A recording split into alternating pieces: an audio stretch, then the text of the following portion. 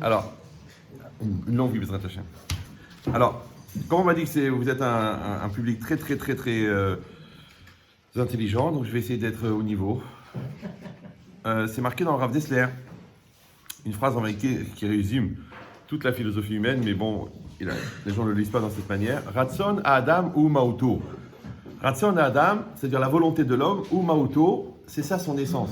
C'est-à-dire qu'est-ce que c'est un homme?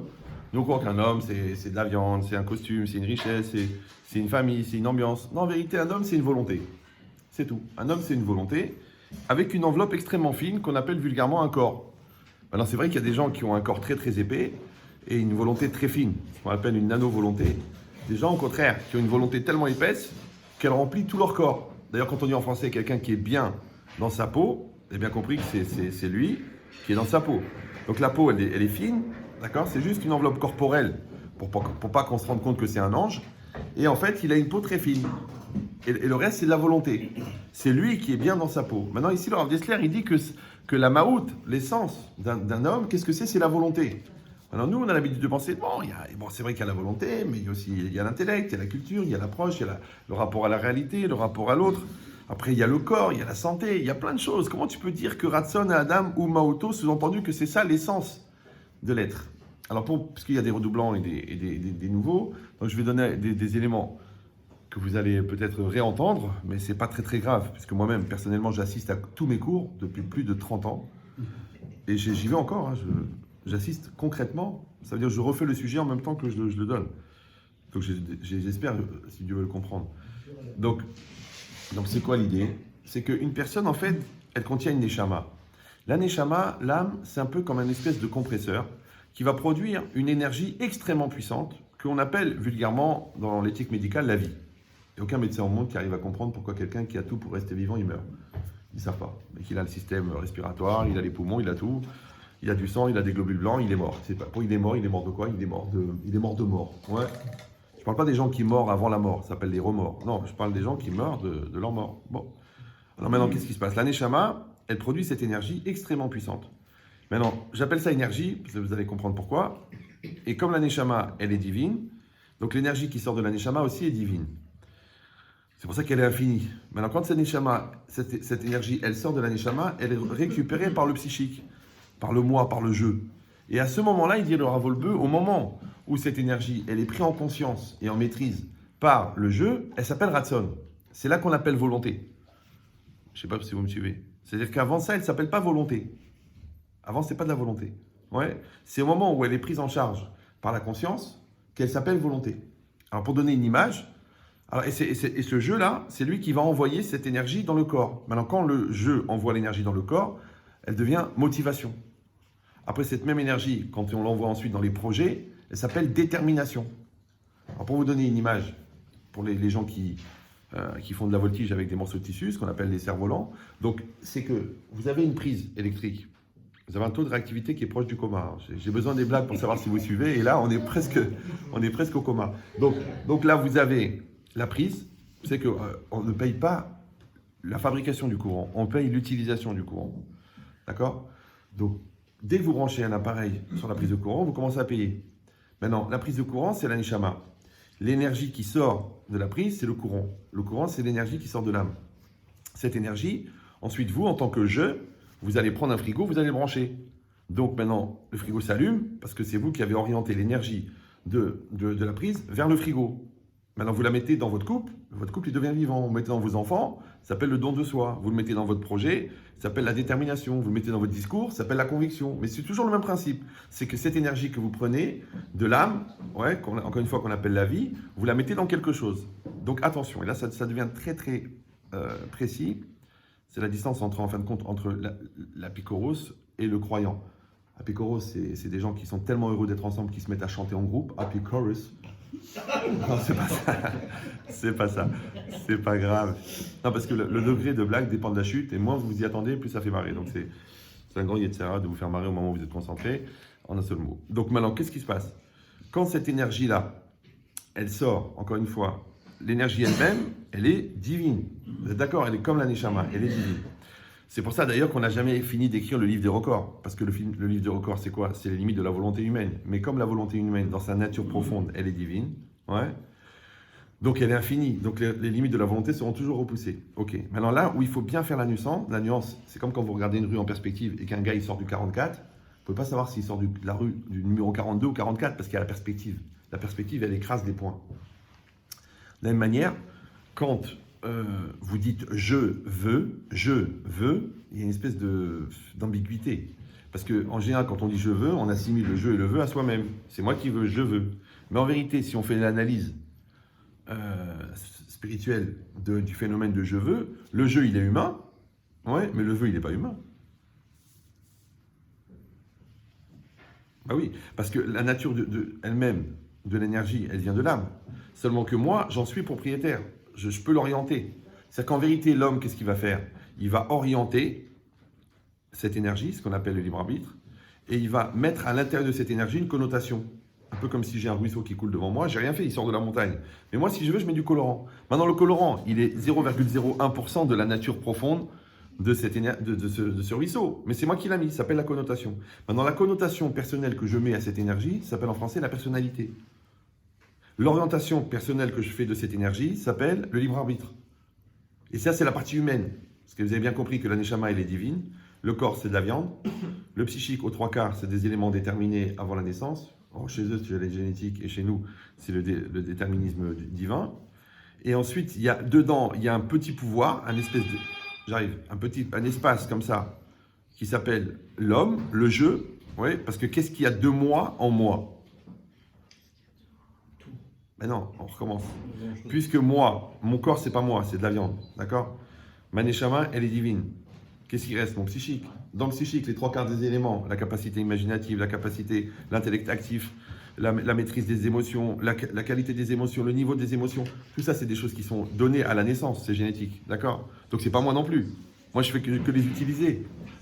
Donc, qu'est-ce qui reste de moi en moi quand j'enlève tout ce qui n'est pas moi? Il reste très, très peu. Ce très peu qui reste s'appelle le jeu. Maintenant, c'est pour ça que je vous ai demandé de rester concentré, parce que toujours dans les Sfarim, c'est marqué que Aratson Nover Me'anishama, la volonté vient de l'âme. Mais c'est un problème, parce que si la volonté vient de l'âme et que l'âme est divine, donc on est des robots. Donc en vérité, c'est pour ça que j'ai pris le temps de vous expliquer, c'est que quand on dit que la volonté vient de l'âme, c'est l'énergie de la volonté qui vient de l'âme. Mais l'orientation de la volonté, oui, et la connotation de la volonté, elle est humaine. Donc quand vous prenez le schéma « je veux », le « je » il est humain et le « veux » il est divin. Ça va? Maintenant le « je » il est humain donc il est fini, mais le « veux » il est infini. Maintenant comment un homme il peut conceptualiser l'infini? Une fois j'ai attrapé un neurologue ou un neuropsychiatre ou un neurochirurgien, je ne sais plus, enfin il y avait un neuro dedans. Je dis excusez-moi, d'après vous on est de la viande? On est de la viande. Il m'a dit oui, on est de la viande. Je dis si on est de la viande elle est finie. Il m'a dit oui. Je dis maintenant, comme elle est finie, elle a un début, tout ce qui a un début a une fin. Il m'a dit oui. Je dis comment un homme il peut concevoir l'infini? Alors il m'a dit c'est l'imagination. Je dis non, parce que de la même manière qu'on ne peut pas rêver d'une chose qu'on n'a jamais vue, et que les rêves c'est que des combinaisons d'éléments qui ont été vus, de la manière on ne peut pas imaginer, parce que c'est quoi l'imagination? C'est juste la conceptualisation d'un principe combiné dans mon cerveau. Donc je ne peux pas imaginer une chose que je n'ai jamais vue. Donc si l'homme d'après vous il est fini, comment il peut imaginer l'infini? Il est embêté. Ça fait de la peine, 12 ans d'études. Mais c'est quoi l'idée en vérité? C'est pourquoi? Parce que je n'ai pas besoin d'imaginer l'infini, puisque je le contiens. Par exemple, quelqu'un, quand il aime quelqu'un, il dit « je t'aimerai pour toujours ». En vérité, c'est un piège commercial. Parce que quand tu achètes une voiture, tu ne dis pas « je la garderai pour toujours ». Quand tu commences une pizza, tu ne dis pas « je la mangerai toujours ». Alors comment tu peux dire à quelqu'un « je t'aimerai pour toujours ». Non, mais étant donné que l'amour, en vérité, c'est la communion des volontés, et que la volonté vient de l'âme, et que l'âme est infinie, donc en vérité, il existe une notion d'infini dans l'amour. C'est pour ça que les âmes qui ont été reliées dans ce monde-ci, elles continuent à être ensemble après la mort. Parce que sinon, si c'était deux corps, si c'était deux personnalités, si c'est deux corps, ça s'arrête. Il y en a un qui meurt, ça s'arrête. Si c'est deux personnalités, il y a un échange intellectuel, il y a une connexion cognitive, un jour elle s'arrête. Parce que déjà qu'il y en a déjà qui meurent de leur vivant. Genre, on ne se comprend plus déjà. Ouais, de toute façon, entre toi et moi, c'est mort. Donc tu vois, déjà, la mort, elle est venue du vivant déjà. Ouais. À plus forte raison après la mort, qu'il n'y a plus l'impulsion, c'est-à-dire qu'il n'y a plus l'émetteur. Comment tu veux qu'il y ait un récepteur? Alors comment le lien entre les deux âmes, il peut exister après la mort? Alors je te dis pourquoi. Parce que l'amour n'est pas lié à la matière. Or la matière, elle a un début, tout ce qui a un début a une fin. Maintenant, celui qui a construit son couple entièrement sur la matière, Donc sur la partie visible, or ce qui est visible est divisible. Donc si tu as construit ton couple sur la partie visible, la maison, les meubles roche-beaubois, les enfants, le corps, fais attention. Parce que le visible est divisible. Mais l'invisible n'est pas divisible. Donc si tu as fondé ton couple sur l'invisible, il n'est pas divisible, donc il restera éternel. C'est pour ça que le mot olam, il veut dire le monde, le mot ne'elam, il veut dire invisible, et le mot le'olam, il veut dire toujours. Si ton olam est fondé sur le ne'elam, il va durer le'olam. C'est beau. C'est Ben Chetri. Ouais, je t'ai dit d'écouter. Donc ça veut dire quoi? J'ai dit ça au Rav de Slovodka, il a eu mal à la tête une demi-heure. Mais restez calme. Donc comme on a dit, je vais un peu vite, d'accord? Je pourrais aller plus doucement. Il m'a dit ce soir c'est des gens très très intello, il faut y aller. Donc pensez à imaginer, à prendre des cachets après. Donc, maintenant c'est intéressant que si on dit que, encore une fois, Ratson, Atam ou Mauto, et on vient de dire que le Ratson, c'est quoi? C'est cette énergie divine, d'accord, qui est à l'intérieur de la personne, et que la personne, elle prend en compte. C'est-à-dire quand on parle de Shlita Taratson, de Shvira Taratson, la maîtrise de la volonté, de casser la volonté, de casser la mauvaise volonté, d'orienter la bonne volonté, de maîtriser la volonté, de purifier la volonté. En vérité, toute sa vie, un homme, il ne fait que donner une certaine connotation à cette volonté. Alors, pour vous donner une image, c'est comme si par exemple vous avez un projecteur et une image projetée et un diapo. Alors qu'est-ce que c'est un projecteur? C'est la personne. Qu'est-ce que c'est l'image? C'est le projet. Qu'est-ce que c'est l'écran? C'est la vie. Qu'est-ce que c'est le focus, mais en prononçant le S, d'accord? La lentille, c'est ce qui permet de changer la netteté de l'image. Et l'ampoule qui produit la lumière. Maintenant, si on dit que la neshama, c'est l'ampoule, que la lumière qui sort, c'est l'énergie de la neshama, que le système électronique qui va gérer avec les lentilles concaves, c'est tout, ouais, et convexe, c'est quoi? C'est la gestion de la lumière. Le diapo, c'est le projet personnel. Donc en fait, quand la lumière, elle traverse le diapo, elle arrive sur l'écran. Maintenant, de quoi est faite l'image sur l'écran? Elle est faite à 100% de lumière. Ça va toujours. Maintenant, là où le diapo il est noir, ça reflète la lumière. Là où le diapo il est transparent, ça fait passer la lumière. Maintenant, moi, je conçois le diapo, ça s'appelle le projet. Ouais. Et ensuite, je projette ce diapo, c'est-à-dire ce projet, par ma lumière. C'est quoi la lumière? C'est la volonté. Ça, on dit dans les Sfarim, Orot Zeretsonot. D'accord? Donc, encore une fois, qu'est-ce que je vais faire, moi? Je vais juste fabriquer ce qui va conditionner la forme de réalisation de cette énergie. Mais cette énergie, dans sa base, de toute façon, et dans sa nature, et dans sa continuité, elle reste divine. Pour ça, on dit « En davar omed bifnei haratzon ». Il n'y a rien qui tient devant la volonté. Les gens, ils croient que ça veut dire la volonté psychique, d'accord, la volonté conçue, la volonté intellectuelle. Mais la volonté intellectuelle, c'est 0,00001% chez Albert Einstein. Heureusement qu'on n'utilise pas notre cerveau à la vitesse à laquelle on en est conscient. Ce qui correspond à peu près à la vitesse de déplacement des Alpes, d'accord? Si vous avez croisé les Alpes, vous savez de quoi je parle, et alors à ce moment-là, il faut absolument arrêter de... Ouais, donc c'est le contraire. C'est qu'en fait, notre cerveau, il est beaucoup plus puissant que ce pourquoi on l'utilise. Heureusement pour nous, parce que qui c'est qui gère les plaquettes, l'usure, l'équilibre, la couleur, la température, le réglage, les globules blancs, le rythme cardiaque, l'adaptation à la chaleur, l'usure du genou droit par rapport à l'effort de la jambe gauche. C'est incalculable le nombre de fonctions. Donc c'est pourquoi? C'est pour ça que le mot ratson, il vient du mot ratz. Ratz, c'est courir. Ouais. Alors qu'est-ce que ça veut dire quel rapport entre courir et la volonté? Bon, déjà que c'est connu chez les sportifs que le mental est plus important que le physique. Parce que pourquoi celui-là, il fait le 100 mètres en 8 secondes et l'autre, il fait en 94 secondes. Tu dis, bon, il est plus musclé. Ouais, on dit quand le mental, il est plus fort.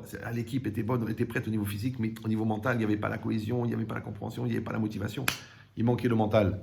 Quand le petit Tchétchène, qui fait 62 kilos, qui fait 1m42, il soulève 254 kilos au-dessus de sa tête en haltérophilie, je crois que le mec, il est musclé. Mais même si tu les prends, les 254 kilos, tu les accroches à un treuil, tu mets tes mains en dessous et tu te concentres, toutes les vertèbres, elles s'écrasent. Pourquoi? Parce que ton mental, il n'est pas prêt à porter 254 kilos. Mais c'est comme un vendeur qui est nerveux parce que son patron, il prend 100 000 et lui, il prend 5 000. Il dit, oh, il y en a marre. Qu'est-ce qu'il fait? Il crée sa société. Il prend son fichier client, il change un nom dans le nom, il se met en face.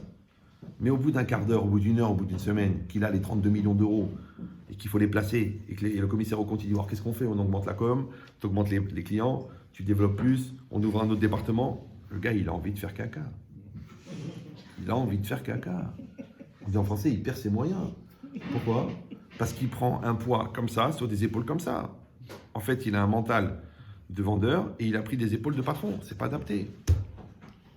C'est pas adapté. Pour ça qu'il y a une hiérarchie. Pour ça qu'il y a le père et le fils. Et pour ça qu'il y a le rave et les élèves. Et pour ça qu'il y a l'homme et la femme. Et pour ça qu'il y a l'eau et le bas, le chaud et le froid, l'oxygène et le gaz carbonique. C'est pour ça que la Torah commence par un bête. C'est pas pour dire à qui elle s'adresse. C'est pour la dualité. Parce que la dualité, c'est la contradiction. La contradiction, c'est la mère du mouvement, puisque le mouvement n'existe que par la contradiction de deux forces opposées. Donc il y a une force qui s'appelle la gravité terrestre, et il y a une force qui s'appelle la pression. La contradiction crée le mouvement. De la même manière, à l'intérieur, il y a du positif, du négatif. Donc ça crée le mouvement.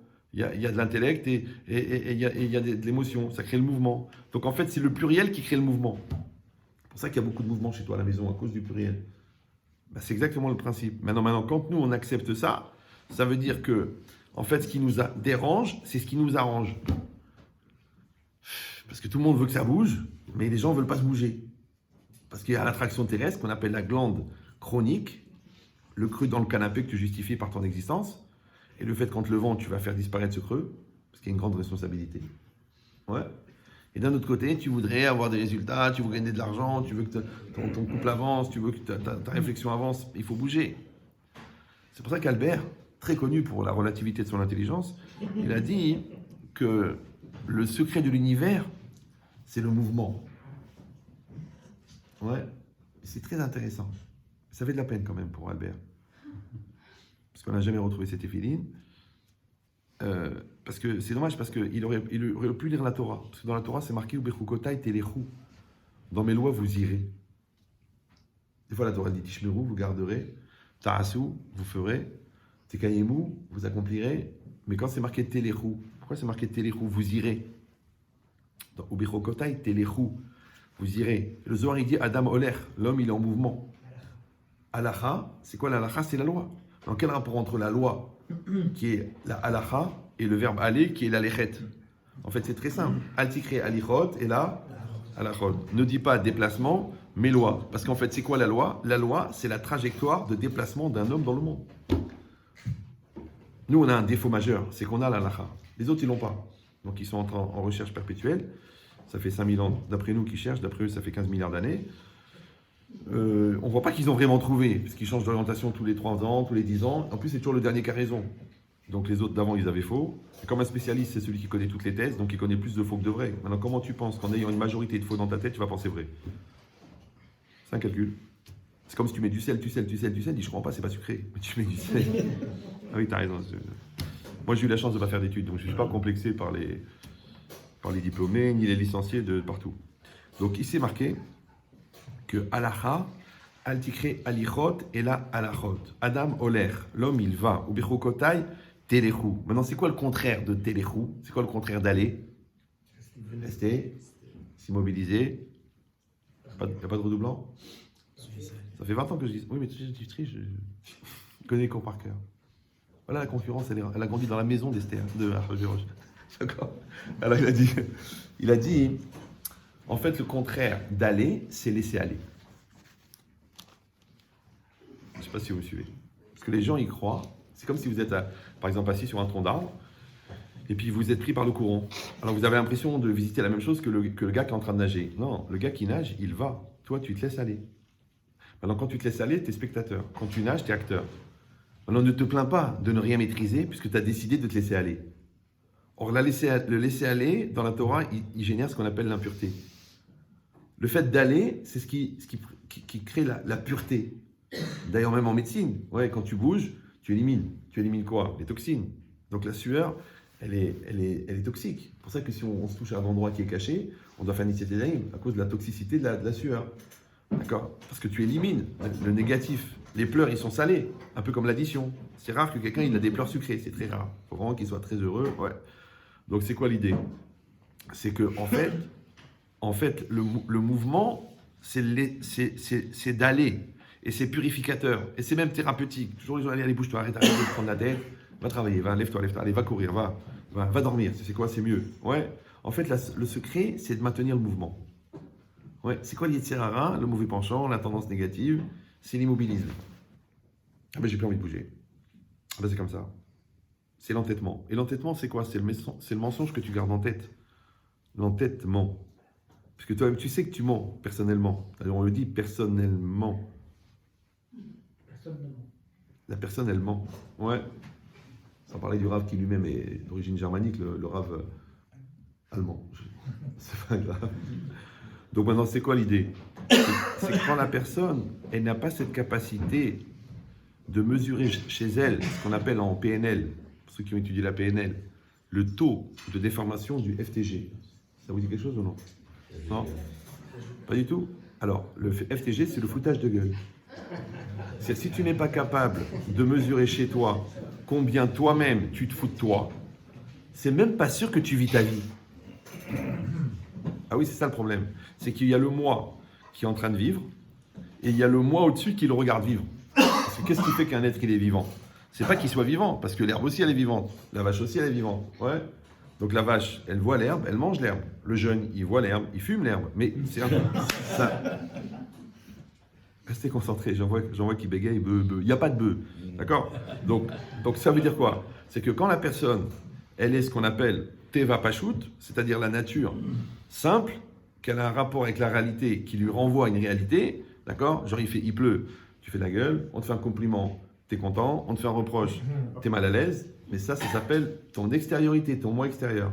Mais normalement, il est censé y avoir un autre moi, le moi qui est en train de regarder ce moi-là, qu'on appelle vulgairement la conscience, et que c'est ce moi-là qui va orienter, qui va diriger, qui va critiquer, qui va améliorer et qui va encourager l'autre moi. Maintenant, si toi, tu n'as pas développé le moi intérieur qui va s'occuper de ce moi extérieur, tu as un vrai problème, c'est que tu es que dans le moi extérieur. Comment on appelle le moi extérieur? On appelle la superficialité. Or, la superficialité ne touche que la superficie. C'est pour ça que les gens superficiels sont très attachés à leur superficie, plus ou moins hégémonique. Oui, selon le Mazal pondéral. Et c'est pareil, que les gens superficiels ne sont intéressés que par la superficie des gens superficiels. Maintenant, il faut savoir une chose très importante, même si ce n'est pas dans le sujet, mais je vous le mets parce que vous avez pris le forfait limité, c'est que les gens superficiels ont aussi des problèmes essentiels. Mais comme ils apportent des solutions superficielles à leurs problèmes essentiels, ils ne règlent pas leurs problèmes essentiels. Maintenant, ils pensent qu'en augmentant la superficialité, ils vont boucher leur lacune d'essentialité. Mais seul l'essentiel peut régler l'essentiel. C'est ça la consommation. La consommation, c'est la magie marketing de rendre le superficiel essentiel. Genre un parfum de paradis. Non, c'est juste une barre de chocolat. Auchan, la vie, la vraie. Tu te sens vivant quand tu pousses ton caddie. Tu sens que tu as vécu un truc important, que tu es dans ton but, que tu peux réaliser ton pouvoir d'achat. Ouais. Alors qu'en fait, que tu n'es que le produit qui est utilisé par le système de vente pour utiliser ton pouvoir d'achat. En fait, tu crois que tu es le client, mais en fait, tu es le produit. Parce que c'est eux qui t'utilisent, c'est pas toi qui les utilises. Donc, c'est quoi l'idée? C'est que si tu n'as pas créé une personne intérieure assez forte pour se rendre compte qu'elle c'est à elle de maîtriser la personne extérieure, donc tu n'as même pas commencé à vivre. C'est pour ça que les gens à 40 ans, quand ils disent « Mais attends, mais c'est pas la vie que je voulais, pourquoi je l'ai épousée celle-là, pourquoi j'ai ces enfants, d'où ils sortent, c'est pas le métier que je voulais faire, pourquoi on habite ici parce que c'est pas loin du travail, pourquoi j'ai un loyer pareil parce que je veux frimer auprès de copains, pourquoi je porte des trucs qui me coûtent la moitié de ma vie, pourquoi je mets 60 ans à payer une maison que de toute façon je n'utilise pas puisque à 61 ans j'ai fait l'hémiplégie. » Donc le jour où tu te rends compte de ce formidable PAC, ce piège à... Ah oui. Et c'est souvent trop tard. Parce que les gens qui habitent à Toulouse ont tout de suite compris, puisque c'est Toulouse. Voilà. Ah quand même. Non, mais j'ai besoin de vous rire pour savoir si vous suivez. Non, j'ai l'impression de parler au chien en plastique à l'arrière de la R12. Tu sais, le truc.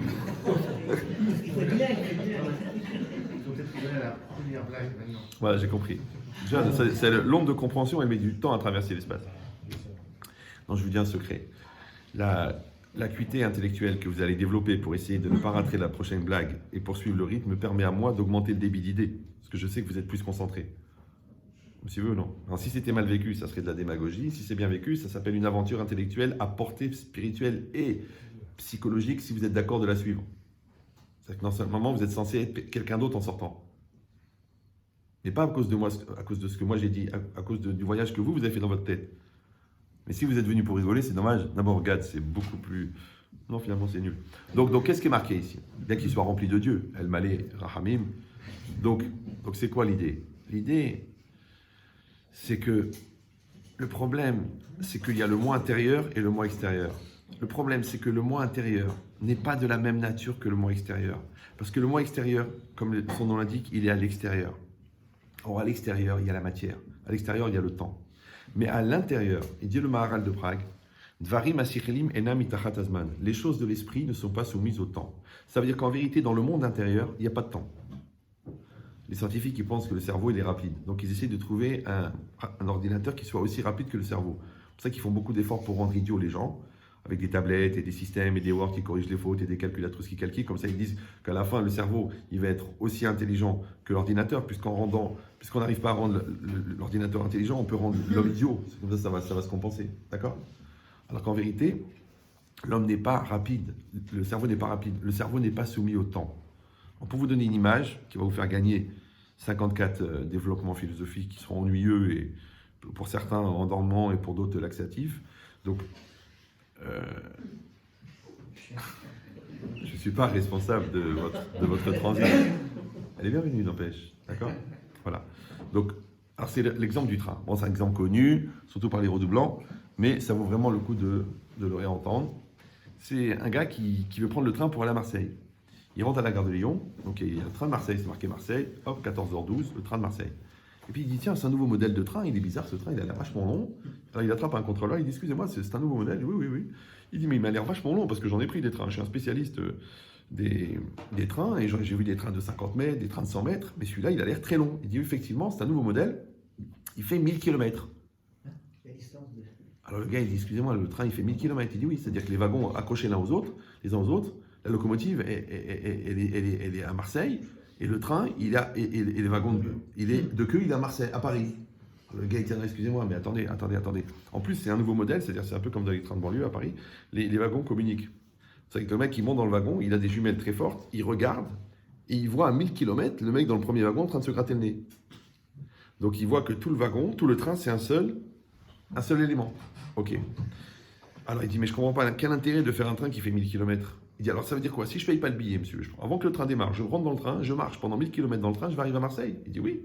Il dit, mais c'est inutile, pourquoi? Parce que quand vous rentrez dans le train à Paris, vous êtes déjà à Marseille, puisque le train est à Marseille. Vous avez compris, c'est une image. De la manière que quand on prend l'univers et qu'on accepte la dimension physique de l'univers, c'est que tous les éléments sont attachés par les atomes crochus. Donc en vérité, tout l'univers, c'est un seul objet. Maintenant, si l'univers, c'est un seul objet, donc l'univers, c'est un seul endroit. Donc si c'est un seul endroit, ici et là-bas, c'est le même endroit. D'accord? Ok. C'est ça que c'est marqué Adam Arishon, Maya Aroim, Sof Haolam, Vatsofo, il voyait d'un bout à l'autre du monde. Maintenant, puisque le quatrième élément, c'est le temps, d'après Einstein, le cinquième, vous avez vu le film, mais le quatrième élément, c'est le temps. Donc maintenant, on a les trois dimensions, plus le temps à l'intérieur. Maintenant, de la même manière que l'espace, il va d'un bout à l'autre de l'univers, en un seul objet, donc le temps, il va aussi d'un bout à l'autre de l'univers, en un seul temps. D'accord? Donc le temps, attention, il est un. Ça va toujours. Donc aujourd'hui, dans 1000 ans, c'est pareil. Ok. Maintenant, toujours Albert, on a dit, Dvarim asichlim enam itachat azman. Vous savez, c'est le Maharal, il a dit, les choses de l'esprit ne sont pas soumises au temps. C'est-à-dire que l'intérieur de l'être n'est pas soumis au temps. Maintenant, Albert, il a dit qu'à la vitesse de la lumière, le temps s'arrête. Maintenant, qu'est-ce qui se déplace à la vitesse de la lumière? L'énergie. Où ça? Dans la matière. C'est-à-dire que l'essence de la matière, en elle-même, n'est pas soumise au temps. Pourquoi? Parce que c'est de dire quoi, le temps s'arrête? Quoi, tu l'as vu courir, toi? Tu l'as croisé? Non. Moi, je voyage beaucoup, des fois, je me croise dans les aéroports. D'accord, mais le temps lui-même, c'est quoi, le temps, il court? Le temps, il avance? Non, en vérité, le temps, c'est un seul. Maintenant, c'est nous qui voyageons dans le temps. Alors maintenant, on a l'impression qu'il se déplace. Ouais, c'est comme, par exemple, quand tu es assis dans le train et que tu vois la gare qui démarre. Non, c'est le train qui démarre. Oh oui, mais pendant 2 secondes, j'étais un peu fatigué, j'ai mal dormi, j'ai cru que la gare démarrait. En réalité, tu aurais bien fait attention parce que ta femme, elle est partie. Donc tu vois bien que la gare a démarré. Bon. Alors tu crois que c'est toi qui bougeais, mais en fait, c'est elle qui est partie. Donc ça veut dire quoi? Vous savez que le droit de se taire est constitutionnel. Donc maintenant, qu'est-ce que ça veut dire? Non, parce que j'ai perdu le fil là. Donc là, c'est vous et le bon Dieu. Si je dis n'importe quoi, donc restez concentrés en un seul mot. Donc maintenant, si on dit que pour ça qu'on filme, parce que les gens ne peuvent pas répéter. Déjà de suivre, c'est pas évident. C'est TGV, ça s'appelle. C'est Torah à grande vitesse. Donc maintenant, si on dit que le temps, en vérité, à l'intérieur de la matière, il s'arrête. Ça veut dire quoi? Il s'arrête. C'est pas qu'il est en train de courir, il s'est arrêté. C'est qu'en vérité, maintenant qu'on est dans l'essence, le temps s'arrête. Ça s'appelle en français, ça s'appelle le présent continu. Maintenant, dans le temps, ça s'appelle le temps absolu. Dans le temps absolu, le présent s'arrête. Dans le temps relatif, le présent, il est relatif. C'est-à-dire, il y a le présent de maintenant, il y a le passé, d'accord, et il y a le futur. En vérité, c'est une vue de l'esprit. Parce que le passé, en vérité, c'est un présent. Mais on l'appelle passé parce qu'il est passé. Le futur, c'est aussi un présent. Mais c'est un présent à venir. C'est pour ça qu'on l'appelle futur, à venir. Donc en fait, le présent, c'est du présent, le passé, c'est du présent, et le futur, c'est du présent. Si vous allez me dire, mais le passé, c'est pas du présent puisqu'il est passé. Alors tu peux me dire, toi, pourquoi quand tu te retrouves dans le même ascenseur avec le mec qui t'a fait souffrir quand tu avais 7 ans, tu te retrouves avec les mêmes sueurs, les mêmes angoisses, la même rama, la même mort. Alors je comprends pas, je croyais que c'était du passé. Donc ça veut dire que le passé, malgré qu'il est passé, il est encore présent. Maintenant, si le passé qui est déjà passé, il est encore présent, qui dit que le futur qui n'est pas encore arrivé n'est pas déjà là? Je sais ce que vous allez me dire. Non, c'est pas possible. Parce que le présent, le passé, il est passé. Donc il a existé. Mais le futur, d'avoir chez l'Obar et l'Olam, hein, il n'existe pas. Comment tu peux dire qu'il est déjà là? Alors c'est pour ça qu'on a besoin d'un petit raccourci Ben Chitrital, qui va vous faire gagner à peu près 5 ans d'Yeshiva et 21 ans de fac. C'est quoi le présent? Nous, on croit que le présent, c'est une donnée comme ça, une grille temporaire, une espèce d'électromagnétisme dans lequel les cellules se déplacent parce qu'il y a une longueur d'onde qui leur permet de passer d'une étape à l'autre. Non, détends-toi. Le temps présent, pour nous, ce qui nous concerne, parce que le présent absolu, on s'en fout, ça c'est le présent de Dieu, qu'est-ce que tu veux faire avec? T'es pas adapté. Par contre, le présent relatif, c'est quoi? C'est que c'est un état. Par exemple, là, vous êtes présent. Moi, je suis présent. Vous êtes présent là? Oui, non? Oui. Non, vous n'êtes pas obligé d'être présent. Non, votre corps, il peut être présent et vous êtes comme votre mari. Il rentre à la maison, vous dites, je ne te sens pas présent. Pourtant, il est là. Donc, présent, ça veut dire que tu es présent avec ton corps, tu es présent dans ta tête, tu es présent dans ta conscience, tu es présent dans ta volonté, tu es présent dans ta volonté, ta capacité de te remettre en cause. Tu es présent. Tu dis, non, écoute, là, il ne faut pas aller trop loin non plus. Hein. Je sais, c'est renversant. D'accord? Donc, maintenant, ça veut dire quoi? Ça veut dire que présent, en vérité, présent, c'est un état d'être. D'ailleurs, on dit en français, tu réponds présent. Maintenant, le présent de l'homme, en fait, c'est d'être. Quand tu es, c'est le présent. Maintenant, à chaque fois que tu n'es pas, soit parce que tu es dans un déni de présent, ouais, soit parce que tu n'arrives pas à anticiper le présent à venir, parce que les Chacham Awet Anolad, donc tu n'es pas présent. Donc déni de responsabilité, déni de transfert de culpabilité, transfert de responsabilité, transfert d'existentialité, c'est-à-dire que tu obliges des gens à exister à ta place, mais tu ne réponds pas présent. Maintenant, quand tu ne réponds pas présent, tu n'es pas présent. Maintenant, puisque le présent, c'est d'être présent, donc en fait, le présent, c'est d'être. C'est pour ça qu'en hébreu, le verbe être, c'est liyot, c'est la racine, c'est ové, qui est le même que le mot présent qui est ové. Le présent, c'est ové. Et être, c'est le présent. Donc quand tu n'es pas, en vérité, tu n'es pas présent. Et le fait d'être, c'est pas seulement que tu es présent dans un présent, c'est que tu crées ton présent, ou tu subis un présent. Donc quand tu réponds pas présent, tu es absent. Et les absents ont toujours tort. Moi, je suis choqué dans mes activités non voulues et non volontaires de thérapeute imposé, de rencontrer des gens qui se stupéfient de ne pas avoir les résultats du travail non effectué. C'est choquant. C'est les gens, ils vont voir les résultats des examens du concours de l'ENA et ils cherchent leur nom. Sur les 652 noms, ils ne trouvent pas. Ils cherchent Méchétric, ils ne trouvent pas, ils partent par ordre alphabétique. Et puis un gars à côté, il dit, excuse-moi, tu fais quoi là? Il dit, ben, je cherche mon nom. Il dit, écoute, j'étais à la prépa, t'as pas passé l'examen? Il dit, oui, je ne l'ai pas passé. Pourquoi tu regardes? Il dit, on ne sait jamais. Donc celui qui n'a pas construit son couple, c'est pas la peine qu'il se choque du résultat obtenu. Celui qui n'a pas construit ses enfants, celui qui n'a pas développé sa personne, celui qui n'a pas maîtrisé ses mauvaises midotes, celui qui ne s'est pas construit, il ne faut pas qu'il soit choqué du fait qu'à l'intérieur, là où il s'attendait à trouver une personne, il ne trouve personne. Puisque le mot personne veut dire personne et personne. Maintenant, tu ne peux pas exiger le respect qui est dû à la personne, si au fond tu sais que tu es personne. Or, pour ne pas être personne, il faut être quelqu'un. Et quelqu'un, c'est quoi? C'est unique. Donc, pour être un, il faut que tu développes ton côté unique. Quand tu ne le développes pas, tu n'es pas quelqu'un. Comme tu n'es pas quelqu'un, tu es quelque onc. C'est ça, onc. Non, les gens, ils croient que c'est un gros mot. Mais non, c'est une définition. C'est que, en philosophie, l'intelligence, c'est la capacité d'adaptation. Donc, quand tu es adapté à ta réalité. Comment on appelle l'adaptation à la réalité? On appelle ça répondre présent. En français, on dit vivre en bonne intelligence. Donc, en fait, l'intelligence, c'est la capacité de s'adapter. Donc, celui qui est inadapté à sa réalité, pourquoi? Parce qu'il n'a pas développé l'être intérieur qui va gérer l'être extérieur. Donc, il est inadapté. Donc, comme il est inadapté, il n'est pas intelligent. Comme il n'est pas intelligent, il est oncle. Donc, il est quelque oncle. C'est un système mémotechnique. Après, vous vous arrangerez avec l'Académie française. Mais c'est intéressant. Ça veut dire que maintenant, on est en train de fabriquer ce jeu-là qui va maîtriser ce vœu. Mais ce vœu, on a dit qu'il est infini dans sa nature. Alors après, maintenant, dans le monde extérieur, il est fini. Dans le monde intérieur, il est infini. Donc quand tu es en dehors du train, bah, tu vois 3 wagons, 2 wagons, 3 wagons maximum. Et tant c'est des wagons qui font 15 mètres devant, tu regardes comme ça. Donc tu vois le présent, tu perçois encore un peu le passé, et puis tu essaies de voir l'avenir. Ça, c'est les 3 wagons que tu vois. Mais tu ne peux pas voir les 1000 km de wagons. Par contre, quand tu rentres à l'intérieur du train, quand tu rentres dans l'essentialité des choses, quand tu rentres au cœur du problème, quand tu vas chercher la nature profonde, quand tu vas chercher la spiritualité de la chose, là tu es dans le train, et dans le train il fait 1000 km d'un seul morceau. D'ailleurs, avec les jumelles, tu vois tout au bout. Donc, à l'intérieur de la matière, le temps s'arrête, et à l'extérieur, le temps est limité. Vous me suivez ou...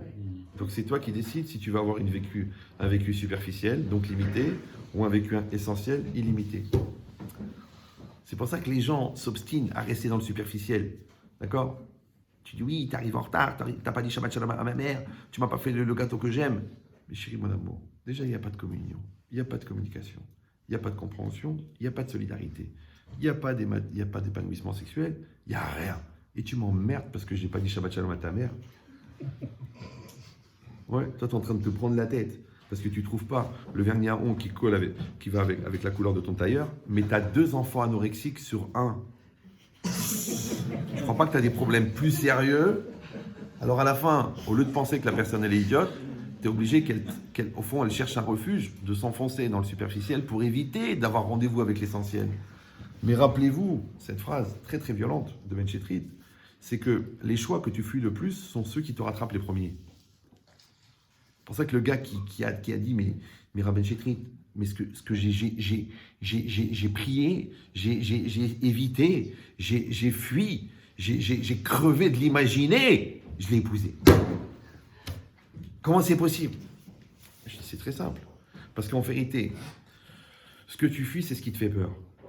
Si ce qui te fait peur, c'est ce que tu redoutes. Ce que tu redoutes, ce sont tes lacunes.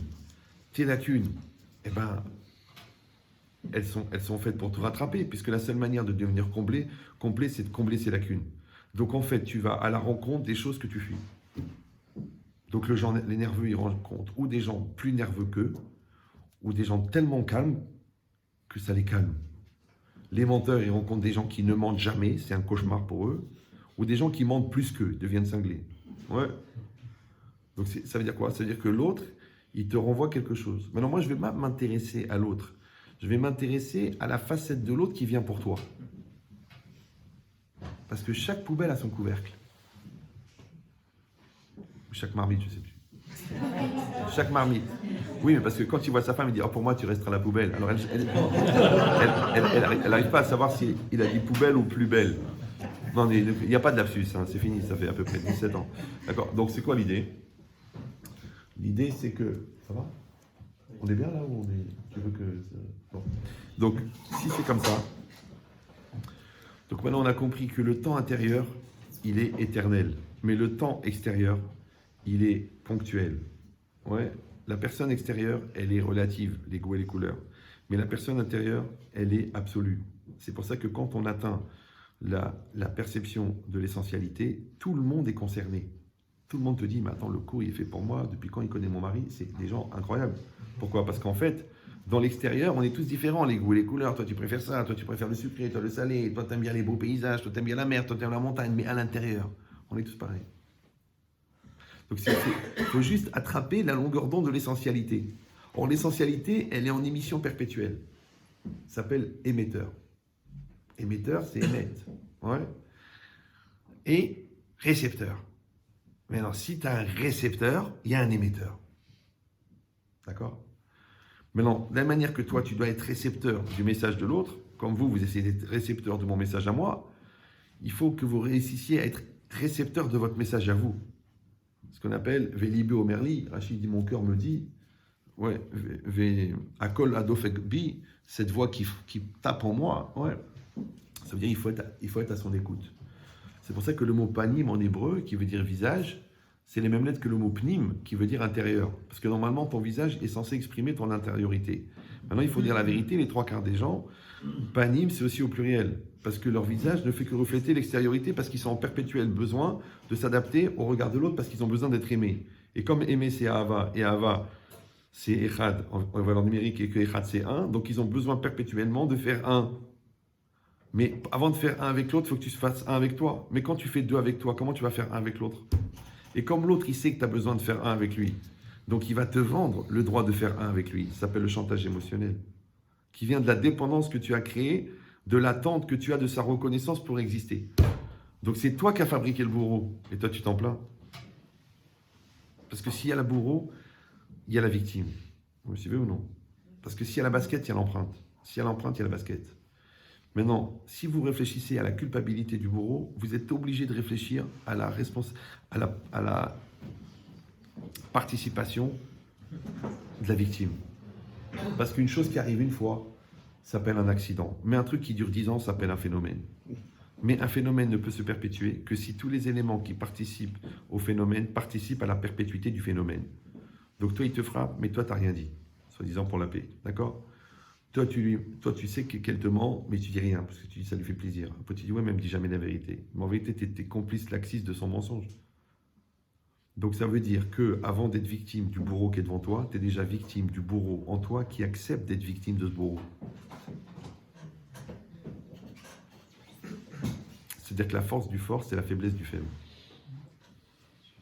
Et dans la pensée benchitritale, ouais, c'est que le degré de pénétration des agressions extérieures dépend du vide intérieur. Donc ne dis pas ça m'a fait mal, tu dis je suis fragile. Ne dis pas ça m'a choqué, tu dis je ne suis pas préparé. Tu dis pas ça nous a foutu par terre, tu dis non on n'avait pas anticipé. Parce que la gravité de la tempête n'est pas importante, c'est la solidité de la digue. Maintenant tu ne peux pas gérer la tempête, mais tu peux gérer la digue. Tu ne sais pas quel genre d'accident il va arriver dans ta vie, mais tu peux construire la personne qui va les subir.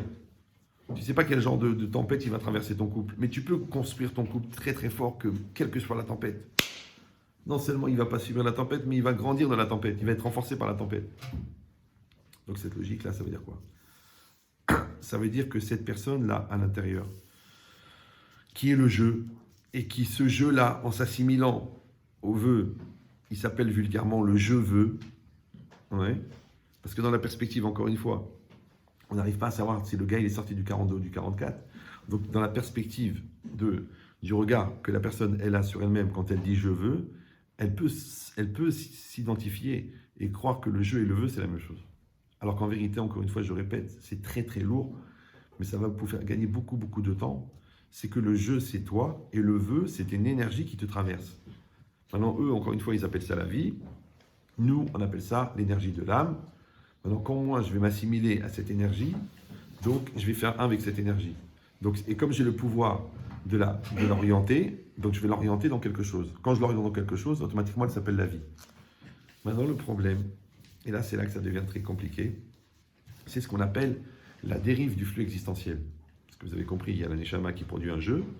Après, il y a le jeu qui est pris en face par le jeu. Le jeu, il pense. Après, le jeu, il dit.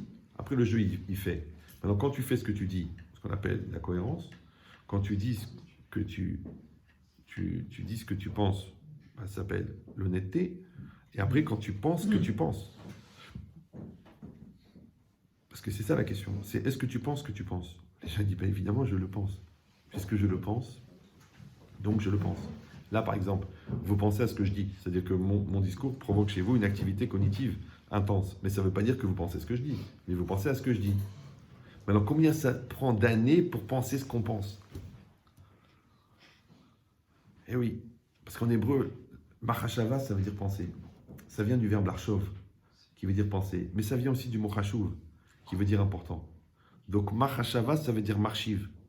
Maintenant, imata marchiv, ouais, imata choshev, machata marchiv. Si tu penses ce que tu considères, ça s'appelle une pensée. Mais si tu considères ce que tu penses, ça s'appelle de l'orgueil.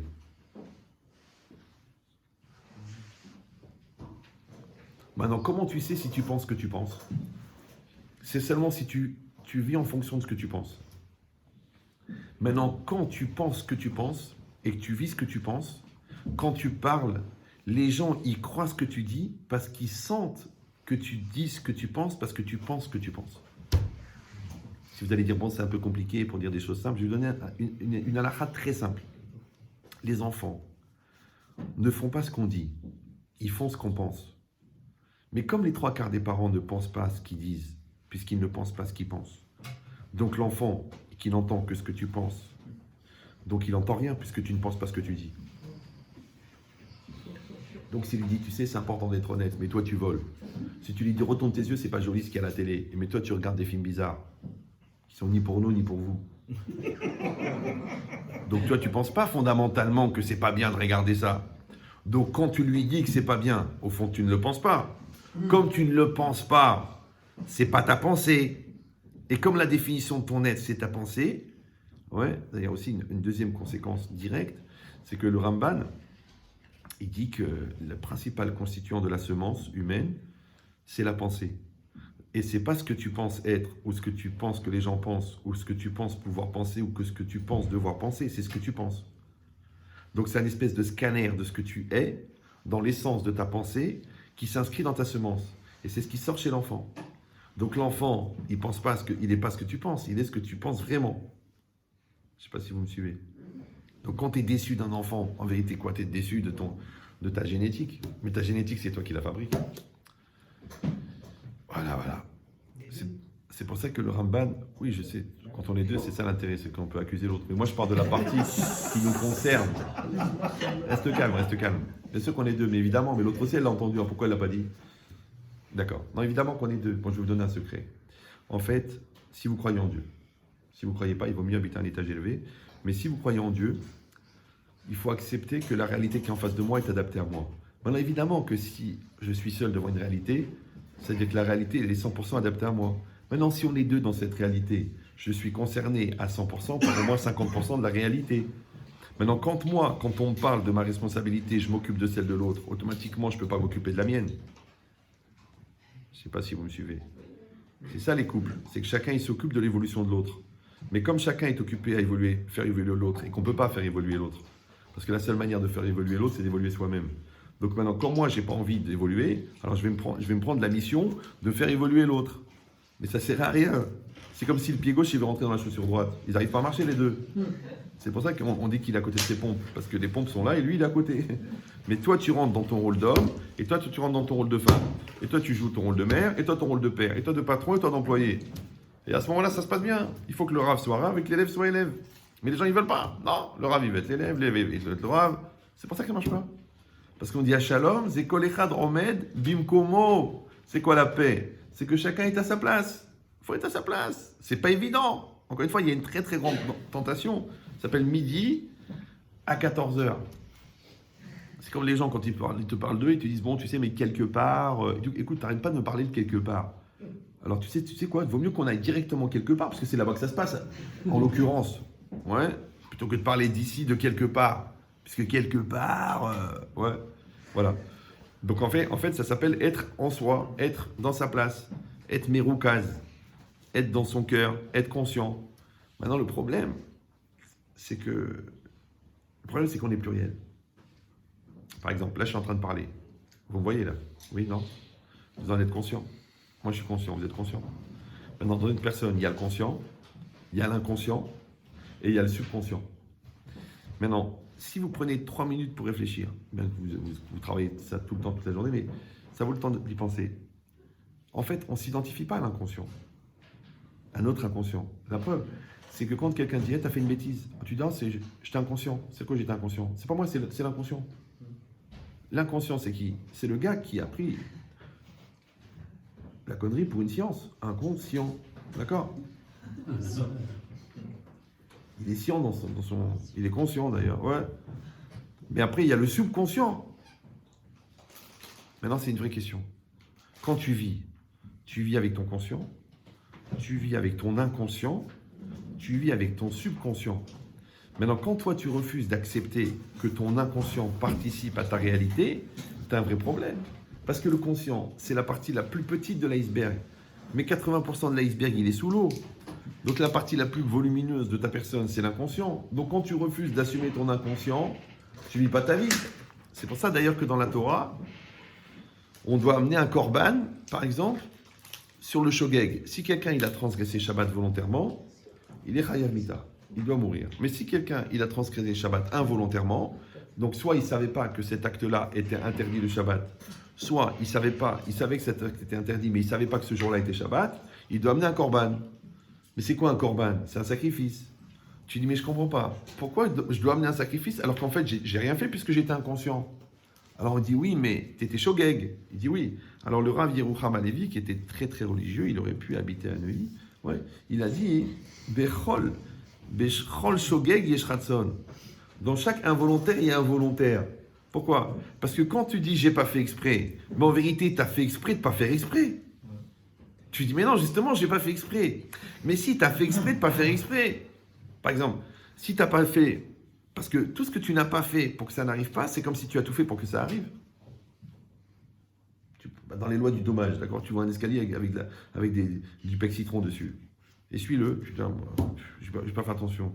Bon, bah, mamie, elle est morte. Hein. Donc, nous assistons aujourd'hui à l'enterrement de... Mais elle est morte de quoi, la pauvre? Elle est morte de pec citron. Non, elle n'est pas morte de pec citron, elle est morte de négligence. Parce qu'il fallait. Alors quand tu vois que ton fils il s'enferme des heures dans les toilettes et qu'il sort, ça sent la tige de cerise. Et quand tu lui dis, mais qu'est-ce que tu fumes? Et il te dit, papa, on va pas mégoter.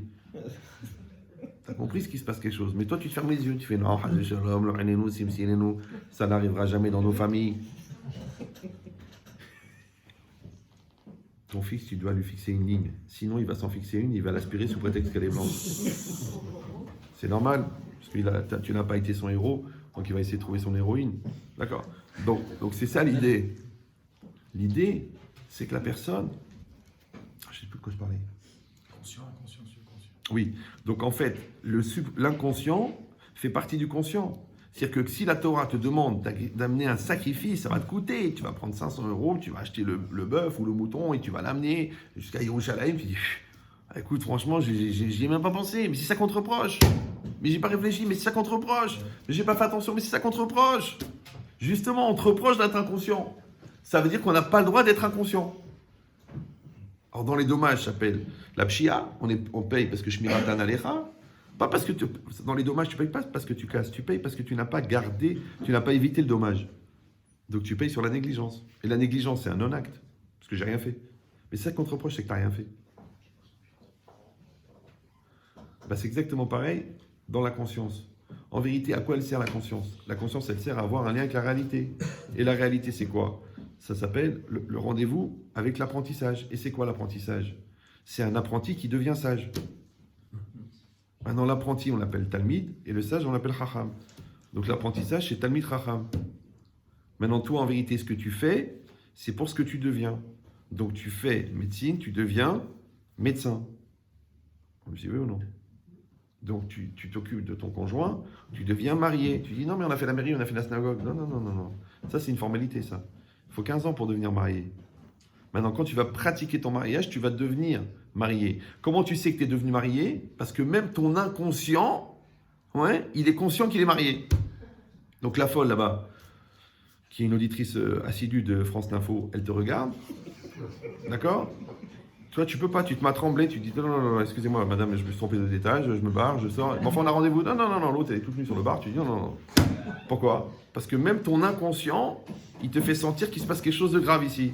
Mais si tu sens rien et que le lendemain matin, tu te réveilles à côté d'une autre et tu dis, mais attends, mais que s'est-il passé? Ça veut dire que c'est pas que tu es inconscient, c'est que tu n'es pas marié. Donc ça veut dire que la pratique de ton mariage n'a pas créé chez toi l'instinct du mariage. C'est comme l'enfant. Par exemple, tous les pères de famille savent très bien que quand ils sont seuls à la maison, ils entendent le bébé pleurer, mais quand ils ne sont pas seuls, ils n'entendent pas le bébé pleurer. Et ça n'a rien à voir avec l'audition. C'est parce que quand tu sais que tu peux compter sur quelqu'un, tu dors. Comme ton fils. Jamais il travaille à l'école, puisqu'il sait que tu payes l'école pour qu'il passe de classe. Mais le jour où tu vas appliquer cette chita du Rav du Maroc qui s'appelait Debrasek, donc je traduis pour les nouveaux, débrouille-toi, et là il va grandir. Pourquoi? Parce que Mish Enbo Da'at Asur les Rachemanav.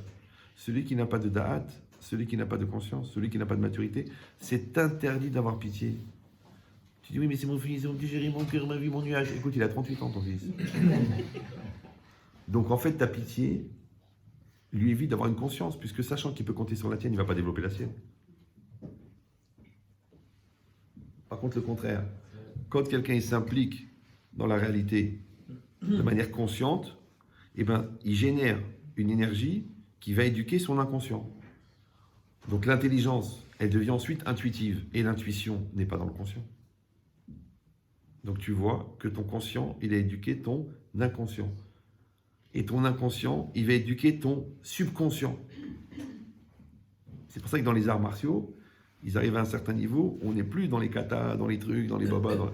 À un moment, le gars, il voit la scène au ralenti et il se bat avec... Moi, j'avais parlé avec quelqu'un qui faisait du kendo, là. C'est très intéressant, les arts martiaux. Parce que la boxe, c'est qu'il frappe avec son poids et sa puissance. Alors que l'art martiaux, il frappe avec son énergie. Donc, il arrête le coup à 1 centimètre, mais la rate, elle explose. Ça, c'est SAV et ça, c'est les ondes. Ça, c'est l'énergie. Et ça, c'est la force. C'est 2 écoles. Donc maintenant, c'est pour ça que les orientaux, ils sont basés sur l'énergie. Et d'ailleurs, c'est intéressant parce que j'ai parlé avec un acupuncteur. Il m'a dit, vous savez combien il y a de points d'acupuncture? 365. On va lui expliquer qu'il y a 365 nerfs et artères et 365 interdits dans la Torah.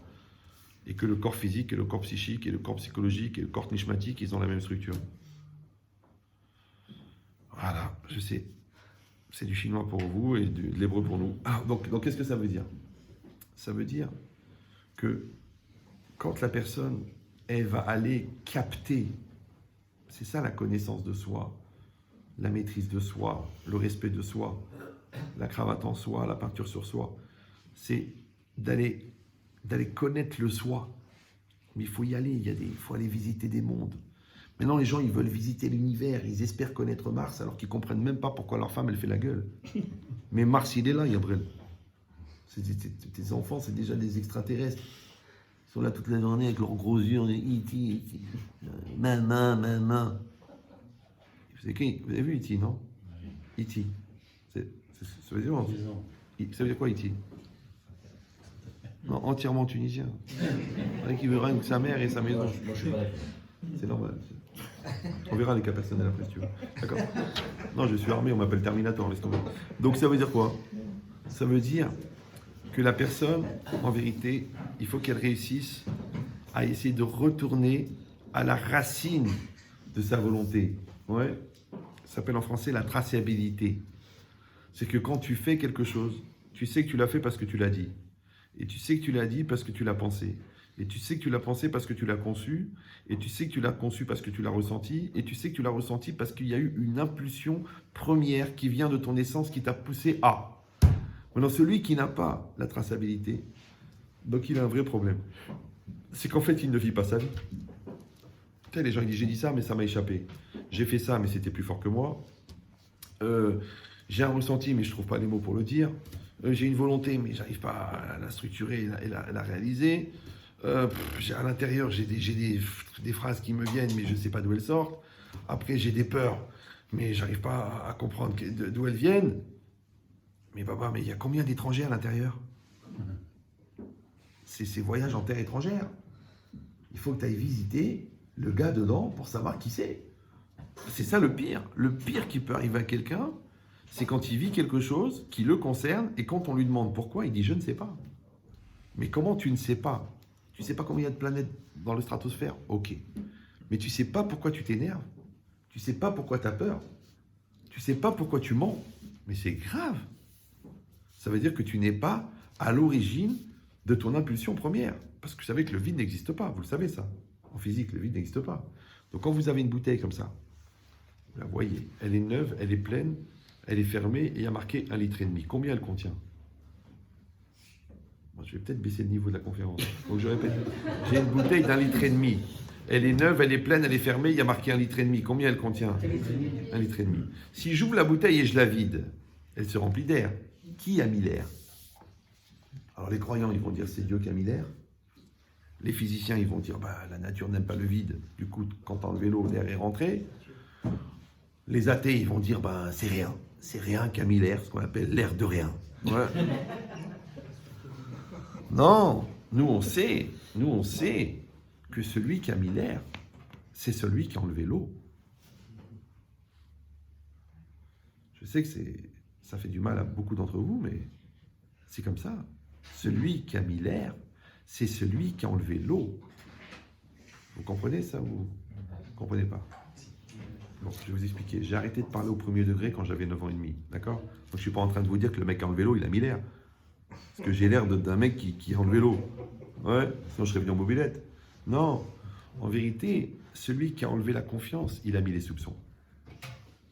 Celui qui a enlevé le respect de lui-même, il a généré le manipulateur. Celui qui a enlevé l'honnêteté, il a mis la malhonnêteté. Vous me suivez? Celui qui n'a pas mis la bonne volonté, il a mis la mauvaise. Les Chachamim disent dans un autre langage, il dit quand la Torah elle rentre, la Touma elle sort. Quand la Torah elle rentre, l'impureté elle sort. Mais quand l'impureté elle rentre, la Torah elle sort. Mais il y a des gens qui veulent le compromis. Ils disent on prend la Torah mais un peu de Touma. La Touma du plaisir, la Touma de l'ambiance, la Touma du... Non, ça s'appelle le compromis. Et le compromis tient ses promesses. Puisqu'on te l'a promis. D'accord? Il n'y a pas de compromis. Ou tu es fidèle ou tu es infidèle. Ou tu es malhonnête ou tu es honnête. Il y a des gens qui pensent qu'à partir de 100 000 euros, c'est une mise-va d'être malhonnête. Moi, je les comprends. C'est des gens qui sont en manque en assistance respiratoire. Ils ont tellement peu d'air qu'ils ont besoin de CO2. J'ai compris. Ça existe. Il y a des gens qui manquent de lumière et qui ont besoin de panneaux solaires. Ok, mais installez-les.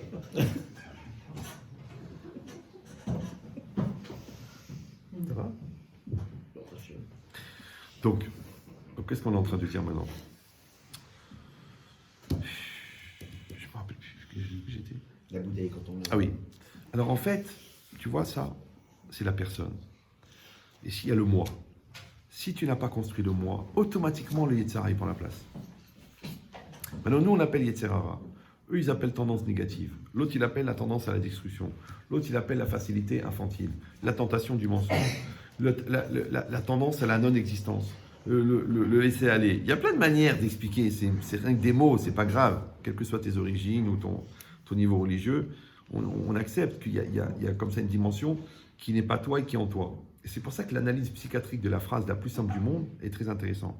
Quand tu dis « c'était plus fort que moi », c'était plus fort que moi. Je rappelle pour les gens qui ont dépassé le CE2 que je, tu, il, nous, vous, ils sont des pronoms personnels. Mais c'est apostrophe, c'est un pronom déterminant impersonnel. Donc moi, c'est moi. Plus fort que moi, c'est qu'il y a un truc qui est plus fort que moi. C'était, c'est le verbe, et c'est le sujet.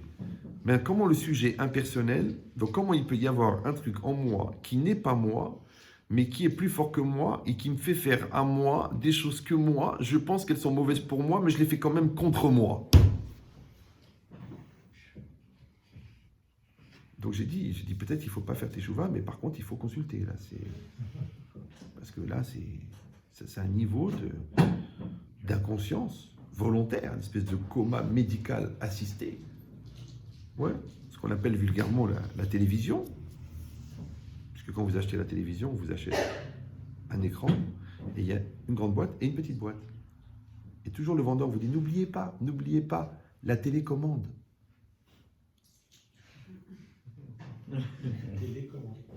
C'est la télé qui commande. Maintenant, quand toi, tu es télécommandé par ta télé, donc c'est la télé qui décide pour toi. Tu dis, moi, bon, Hachem, j'ai pas la télé. Mais toi, tu es télécommandé par ton téléphone. L'autre, il est télécommandé par Facebook. L'autre, il est télécommandé par Instagram. L'autre, il est télécommandé par les notifications. L'autre, il est télécommandé par les ventes flash sur ces discounts. Que Dieu fasse qui ne meurt pas avant. S'il reste un 38 dans la jupe qu'elle a choisie, bah, chacun, il a décidé le but de sa vie.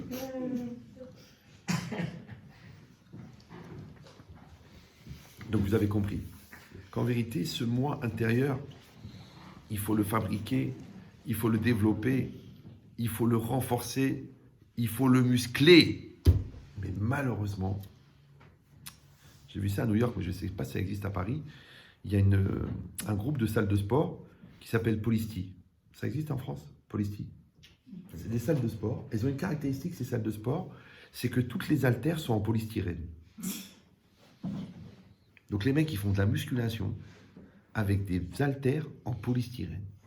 Donc tu crois que le mec, il fait un développé couché à 120 kg, en vérité, ça pèse 120 grammes. Mais il souffre, parce que tout le monde fait semblant. Donc lui aussi,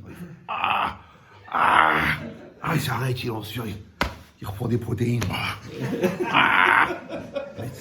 Alors je rappelle que les haltères en polystyrène, non seulement ne développent pas les muscles, mais altèrent les muscles. Les haltères altèrent. Maintenant, quand tu fais semblant de construire ton couple, parce que tu habites au même endroit, quand tu fais semblant d'étudier la Torah, parce que tu tournes les pages pour t'aérer les yeux, parce que c'est marqué Va'er et Nenu Betorah Techa, quand tu fais semblant d'écouter du Moussar, et après tu t'énerves parce que ton fils il est en retard, quand tu fais semblant d'avoir le bitachon et que tu insultes le bon Dieu parce qu'il te manque 1000 euros, donc tu fais de la musculation avec des haltères en polystyrène. Alors c'est pas possible que ça fait 21 ans qu'on est ensemble et un matin tu te lèves, tu dis je t'aime plus. Comment ils sont nés les enfants? Par Wi-Fi. Donc en fait, tu n'as pas utilisé ton couple pour fabriquer le mari. Tu n'as pas utilisé ton couple pour fabriquer la femme. Tu n'as pas utilisé les enfants pour devenir parents. Parce qu'on ne devient pas parent une fois par an. Vous me suivez ou non? Parce qu'il y a des gens qui attendent d'être parents pour devenir parents une fois par an. Genre le gosse il dit je passe en 4e, c'est bien mon fils à l'année prochaine. Non, on n'est pas parents une fois par an. On est parents avant d'être parents. Ben oui, parce qu'avant d'éduquer l'enfant qui est devant toi, donc avant d'être parent de l'enfant qui est devant toi, il faut déjà que tu sois parent de l'enfant qui est en toi. Mais si l'enfant qui est en toi, tu ne le maîtrises pas, parce que déjà tu te conduis comme un gamin et toi-même tu te surprends à réagir comme un gamin, ça veut dire que tu n'es déjà pas parent de l'enfant qui est en toi. Alors comment tu vas réussir à aider l'enfant qui est devant toi à devenir adulte si toi-même tu es encore un gamin? C'est pour ça que le traumatisme des noyés, c'est de se rendre compte que les maîtres nageurs ne savent pas nager. Imagine, tu es en train de te noyer comme ça. Puis un mec à côté, pareil. Tu dis, vous êtes en train de vous noyer? Il dit, non, je suis le maître nageur. Maintenant, les enfants, quand ils voient que leurs parents se noient, ils n'ont pas envie de devenir maître nageur. C'est pour ça qu'ils préfèrent célibataire. Mais s'ils voient des parents qui assurent le 1000 mètres nage libre, les bras en éventail, et qu'ils avancent qu'avec le mouvement des hanches, ils disent wow, c'est des champions du monde de natation, bien sûr. Alors que quand tu vois tous ces gens-là qui cherchent à Ikea des verres qui les contiennent parce qu'ils ont l'intention de se noyer dans un verre d'eau, il faut le trouver le verre qui te contient pour se noyer dans un verre d'eau. Eh bien, tu sais quoi? Ils arrivent à se noyer même dans des verres d'eau qui ne les contiennent pas. C'est beau. Ça, c'est le Rav Cousteau qui a dit ça. Spécialiste des profondeurs. Ouais. Donc, l'idée, c'est la même chose. Que quand la personne, elle a fait cette auto-analyse, elle a fait cette recherche personnelle, elle a fait le portrait robot de son agresseur qui s'appelle elle. Vous savez, quand vous avez volé le sac, vous allez au commissariat, alors est-ce que vous pouvez le décrire? On a dit oui. Comment il était? Eh bien écoutez, il était en jupe, il était blonde, il était grand, il était mince, il était nerveuse, il était embêtant, il était entêté, il répétait tout le temps la même chose. Alors le flic il dit mais alors c'est vous, c'est votre portrait. Vous suivez ou non? Ça s'appelle portrait robot de son intériorité. Maintenant que les autres ne te comprennent pas, c'est possible. Que ton psy fasse semblant de te comprendre, c'est probable. Mais que toi, tu ne te comprennes pas. C'est pas normal. Si quelqu'un il va dire, ah ben écoutez, on n'a pas toute la chance de faire des grandes études de psychologie ou... Écoute-moi bien, tu peux m'expliquer pourquoi est-ce qu'on est tous les psychologues de tout le monde et qu'on n'arrive pas à se soigner soi-même? Le mec, il a un problème, tu sais quoi lui dire? Mais tu as le même problème avec ta femme, tu sais pas quoi faire, tu es perdu, tu iras avec elle la chaîne. Non, mais elle est spéciale, c'est un cas d'école. Non, c'est très simple. Parce que l'autre, en vérité, il est étranger à toi. Donc, tu as le recul pour pouvoir s'occuper de lui. Mais toi, comme tu es toi, tu n'arrives pas à être quelqu'un d'autre que toi pour te regarder toi, pour devenir toi. Donc, en fait, c'est que tu n'es pas assez étranger de toi pour te projeter au-dessus de toi, pour arriver à voir en toi ce qui ne va pas en toi, pour le combler, pour être toi. Donc, il faut un moi qui est et un moi qui regarde celui qui est. C'est Pierre qui invente en vérité. Im en ani li mili. Je traduis. Si je ne suis pas pour Émilie, qui est pour Émilie? Non. Im en ani li. Si je ne suis pas pour moi, qui est pour moi? Mais il est bizarre ce langage. Ah oui, parce que si on avait écrit le Pirkei Avot, qu'est-ce qu'on aurait marqué? Im en ani ani mi ani. Si moi je ne suis pas moi, qui va être moi? Mais il n'y a pas écrit ça. Il n'y a pas écrit si moi je ne suis pas moi, qui est moi. Il y a écrit si moi je ne suis pas pour moi, qui va être pour moi. Donc de là vous apprenez qu'il y a un moi qui va être pour moi. Donc j'y vais ou... Donc en fait le ani c'est le moi extérieur et le li c'est le moi intérieur qui s'occupe de mon moi extérieur. Maintenant, c'est comme le moi extérieur, c'est le cheval, et le moi intérieur, c'est le cocher. Maintenant, il y a une loi dans le monde entier, dans la conduite d'une voiture, c'est que s'il y a quelqu'un qui pile devant vous et que vous rentrez dedans, vous êtes responsable. Pourquoi? Parce que vous devez rester maître de votre véhicule. Maintenant, en vérité, ton corps, c'est un véhicule. Ton moi, c'est un véhicule. Et toi, tu es le conducteur de ton corps. Donc comment tu peux dire c'était plus fort que moi, je n'étais pas moi-même, ça a dépassé mes capacités, tu m'as poussé à bout, j'étais hors de moi. C'est intéressant ça, quand tu es hors de toi, tu es où? Or si tu as toujours tort quand l'autre il pile devant toi, ça veut dire que tu ne peux pas te servir de l'erreur de l'autre pour légitimer la tienne. Donc tu es condamné à la perfection. Je sais ce que vous allez me dire, ouais mais on ne peut pas toujours maîtriser tout. Toujours dans cette logique infantile de déresponsabilisation. Ouais. Mais tu n'as pas compris. On ne t'a pas demandé de réussir. On t'a demandé de faire ton maximum. Si tu as fait ton maximum, tu as fait ce qu'on attendait de toi.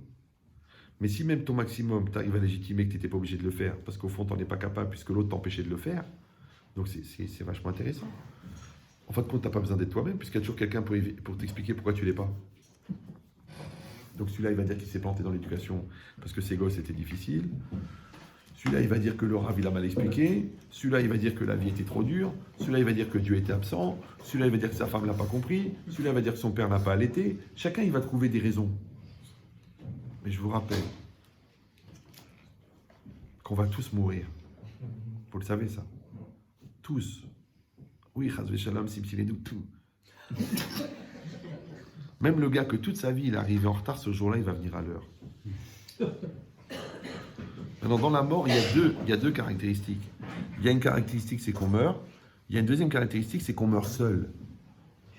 C'est rare de mourir en groupe. Vous savez, toujours cette scène-là que je raconte. Il y a le grand-père, il est en train de mourir.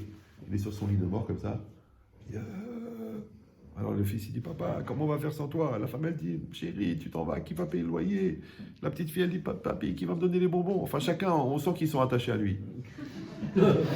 Alors le papy, il a tellement de la peine, il dit ok, je vais mourir, je vais pas vous laisser. Allez, d'accord, ok, qui c'est qui vient avec moi? Eh ouais, papy, pars devant, on te rejoint. Laisse un numéro, on te rappelle. C'est rare de voir des cercueils à deux places. Très rare. Parce qu'on meurt seul. Maintenant, quand on vient au monde, on est seul. C'est rare qu'une femme, elle accouche 2, 5, 7, 8. Allez, Madame Cohen, il en reste 22. Non, c'est pas une colonie de vacances. Donc, on est seul, on meurt seul. Qui a dit qu'entre les deux, on est plusieurs? On est seul. Mais pas seul dans la solitude, ça veut dire la folitude. Non. On a une famille, on a des amis, on a le tzibour, on a la communauté, on a le monde, on est citoyen du monde, on est particulièrement terre dans l'univers cosmique. Ok, il y a beaucoup de monde. Mais en vérité, on est quand même seul par rapport à soi-même. Un mec qui a le cancer, il peut pas dire à ses copains, allez, un dixième chacun. Il peut pas. Tu t'es planté avec ta femme, tu dis, je t'en prie, va coucher avec elle, peut-être qu'elle va recommencer à m'aimer. Non, tu peux pas. C'est toi qui dois arranger les choses. On est seul devant la responsabilité, on est seul devant ses paroles, on est seul devant ses choix, on est seul devant ses erreurs, on est seul devant ses réussites, on est même seul devant ses kiffs. Tu vois qu'un mec, il a une tablette de chocolat, il appelle ses copains. Ta'ava bevakesh nifrad, il la kiffe seul. Donc en fait, on est seul. Mais encore une fois, pas une solitude anxiogène, parce que les gens qui sont seuls, quand ils se sentent mal, quand ils sont seuls, c'est parce que quand ils sont seuls, il n'y a personne. Mais si quelqu'un, il se sent bien quand il est seul, c'est que quand il est seul, il y a quelqu'un, il y a lui. Et les gens qui veulent toujours être entourés de monde, toujours sortir entre copains, toujours qu'il y ait de l'ambiance, toujours que ça bouge, en vérité, c'est parce qu'il n'y a personne. C'est une fois, elle m'a dit, moi, mon traumatisme, ça serait d'être seul sur une île déserte. Je dis, mais c'est pas possible, madame, puisque quand vous arrivez, l'île n'est plus déserte. Elle me dit, non, mais vous ne comprenez pas. Il n'y a pas les amis, il n'y a pas les copains, il n'y a pas le faux pour Saint-Honoré, il n'y a pas les sols, il n'y a pas les ambiances, il n'y a pas les amis, les spectacles, la synagogue, les Sefer Torah. C'est mon angoisse d'être seul sur une île déserte. Je dis, mais madame, c'est pas possible que quand vous arrivez sur l'île, l'île n'est plus déserte. Elle m'a regardé, genre, il est vraiment moi. Alors j'ai compris sa pensée parce qu'elle pensait très fort. Je dis, vous savez, quand le rabbin il vous fait répéter, c'est pas qu'il n'a pas compris votre question.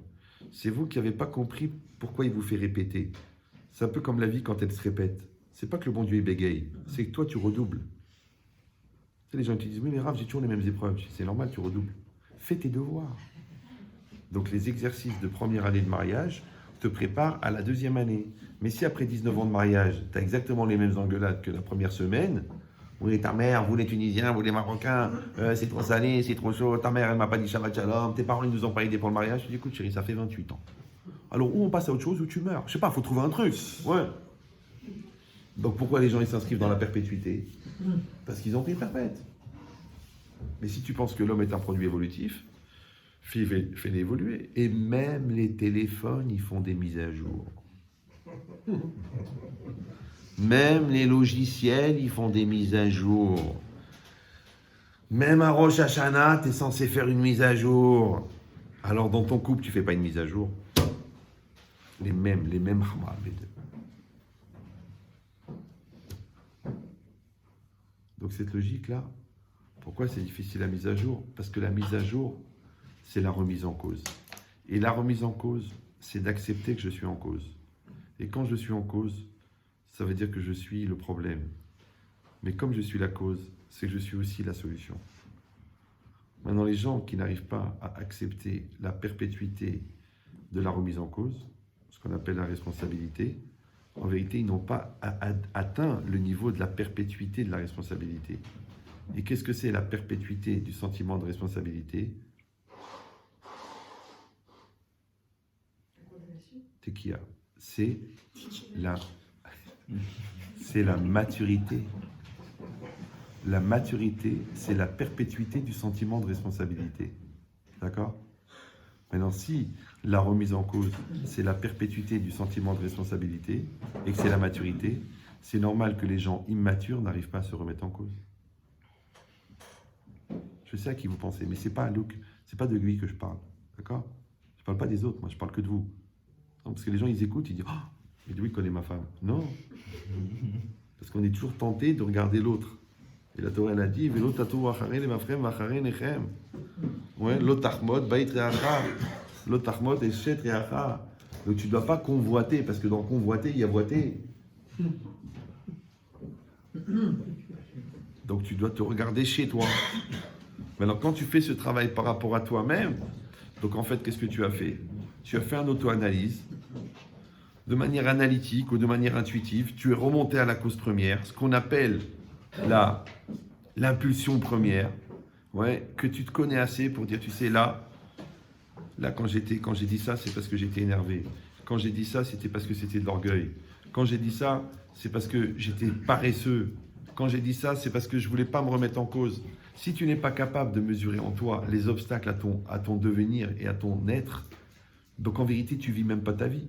Donc déjà, numéro 1, tu acceptes que tu es concerné. Numéro 2, tu arrêtes d'accuser l'autre de tes propres échecs. Numéro 3, tu trouves en toi le moi qui va s'occuper de toi pour être toi. Et comment il s'appelle ce moi qui s'occupe de toi? Il s'appelle le jeu qui est au plus profond de toi-même, qui est à la racine, qui est à la source. Alors comment on dit en hébreu? Ouais, la source, Mekor. Et Mekor, c'est la même valeur numérique en hébreu que Ratson, que la volonté. Donc ça veut dire que c'est le Ratson, la volonté de source, sur lequel il est marqué que En Davar Omed Bifnei Ratson. Vous me suivez ou non? C'est-à-dire que la volonté première, celle qui est juste à l'embouchure de la Neshama, celle-là, il n'y a rien qui peut l'arrêter. Le problème, c'est que cette énergie-là, on a dit qu'elle est devenue Ratson, au moment où elle a été prise en charge par le jeu, quand elle arrive dans le psychique et qu'elle intervient, la lourdeur, l'orgueil, les complexes, les mal-être, les peurs, les névroses, la bêtise, l'ignorance, elle est polluée. C'est comme si tu jettes un sac de ciment sur de l'eau pure. Eh bien, ça fait du béton. C'est pour ça que tu es tenté de dire laisse béton quand tu le vois arriver. Après, cette même énergie, quand elle arrive dans le corps, elle prend la bouffe, la matérialité, la sexualité obscène, le mal-être, la flemme, la lourdeur, ouais, la calorie, la cellulite. Donc elle arrive à l'extérieur. Comment elle peut démarrer à 30 000 kilowatts et à sortir à l'extérieur à 0,02 ampères? Tu te rends compte la déperdition? C'est ce que c'est 0,02 ampères? Non? C'est l'intensité électrique qu'il faut pour éclairer le voyant lumineux de la chaîne IFI. Ce qu'on appelle en physique reh. Ça fait de la physique, toi aussi. C'est la physique du Maghreb. Hein. Il n'y a pas besoin d'être intelligent pour comprendre quel est l'intérêt du chameau. Donc c'est quoi l'idée? C'est que comment il peut y avoir une tellement grande déperdition entre une énergie infinie, divine qui est en toi et à l'arrivée quelque chose qui est tellement nul. Pourtant c'est marqué, Redson irea viarase, la volonté de ceux qui le craignent, il va la faire. En davar omed bifnei Ratson, tzadik gozer ajruch umekayem. Alors, où est l'infini? C'est comme un homme, il dit à sa femme, je t'aimerai pour toujours, et la femme elle dit, ça commence quand toujours? Ça commence tout de suite. Ouais. Parce qu'il est marqué Im en ani limili, et juste après c'est marqué c'est qu'à partir d'un certain niveau d'ignorance, il faut envisager la conversion. Ve'im lo arshav et matai. Et si c'est pas maintenant, c'est quand? Tu sais, c'est quand? C'est quand? Ouais. C'est quand de le dire, mais c'est maintenant. Tu sais, c'est quand le bon moment? Maintenant. Parce que tu dis oui, j'ai besoin de temps, il faut que je ressente le déclic, il faut laisser du temps au temps. En vérité, tu es retombé en crise de FTG.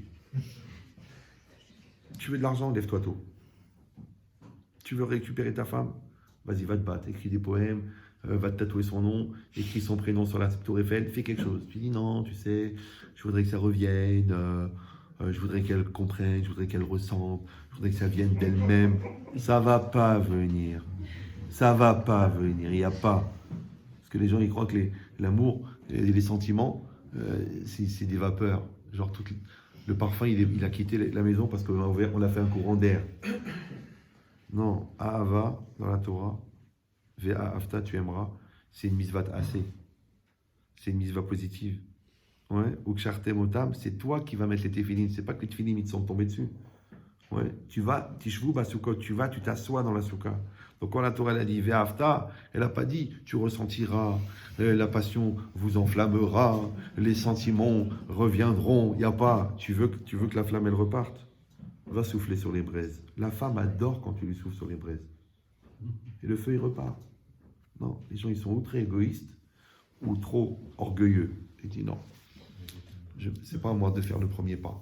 Mon père n'a jamais fait d'effort. Ok, mais ta mère s'est pendue, c'est vrai.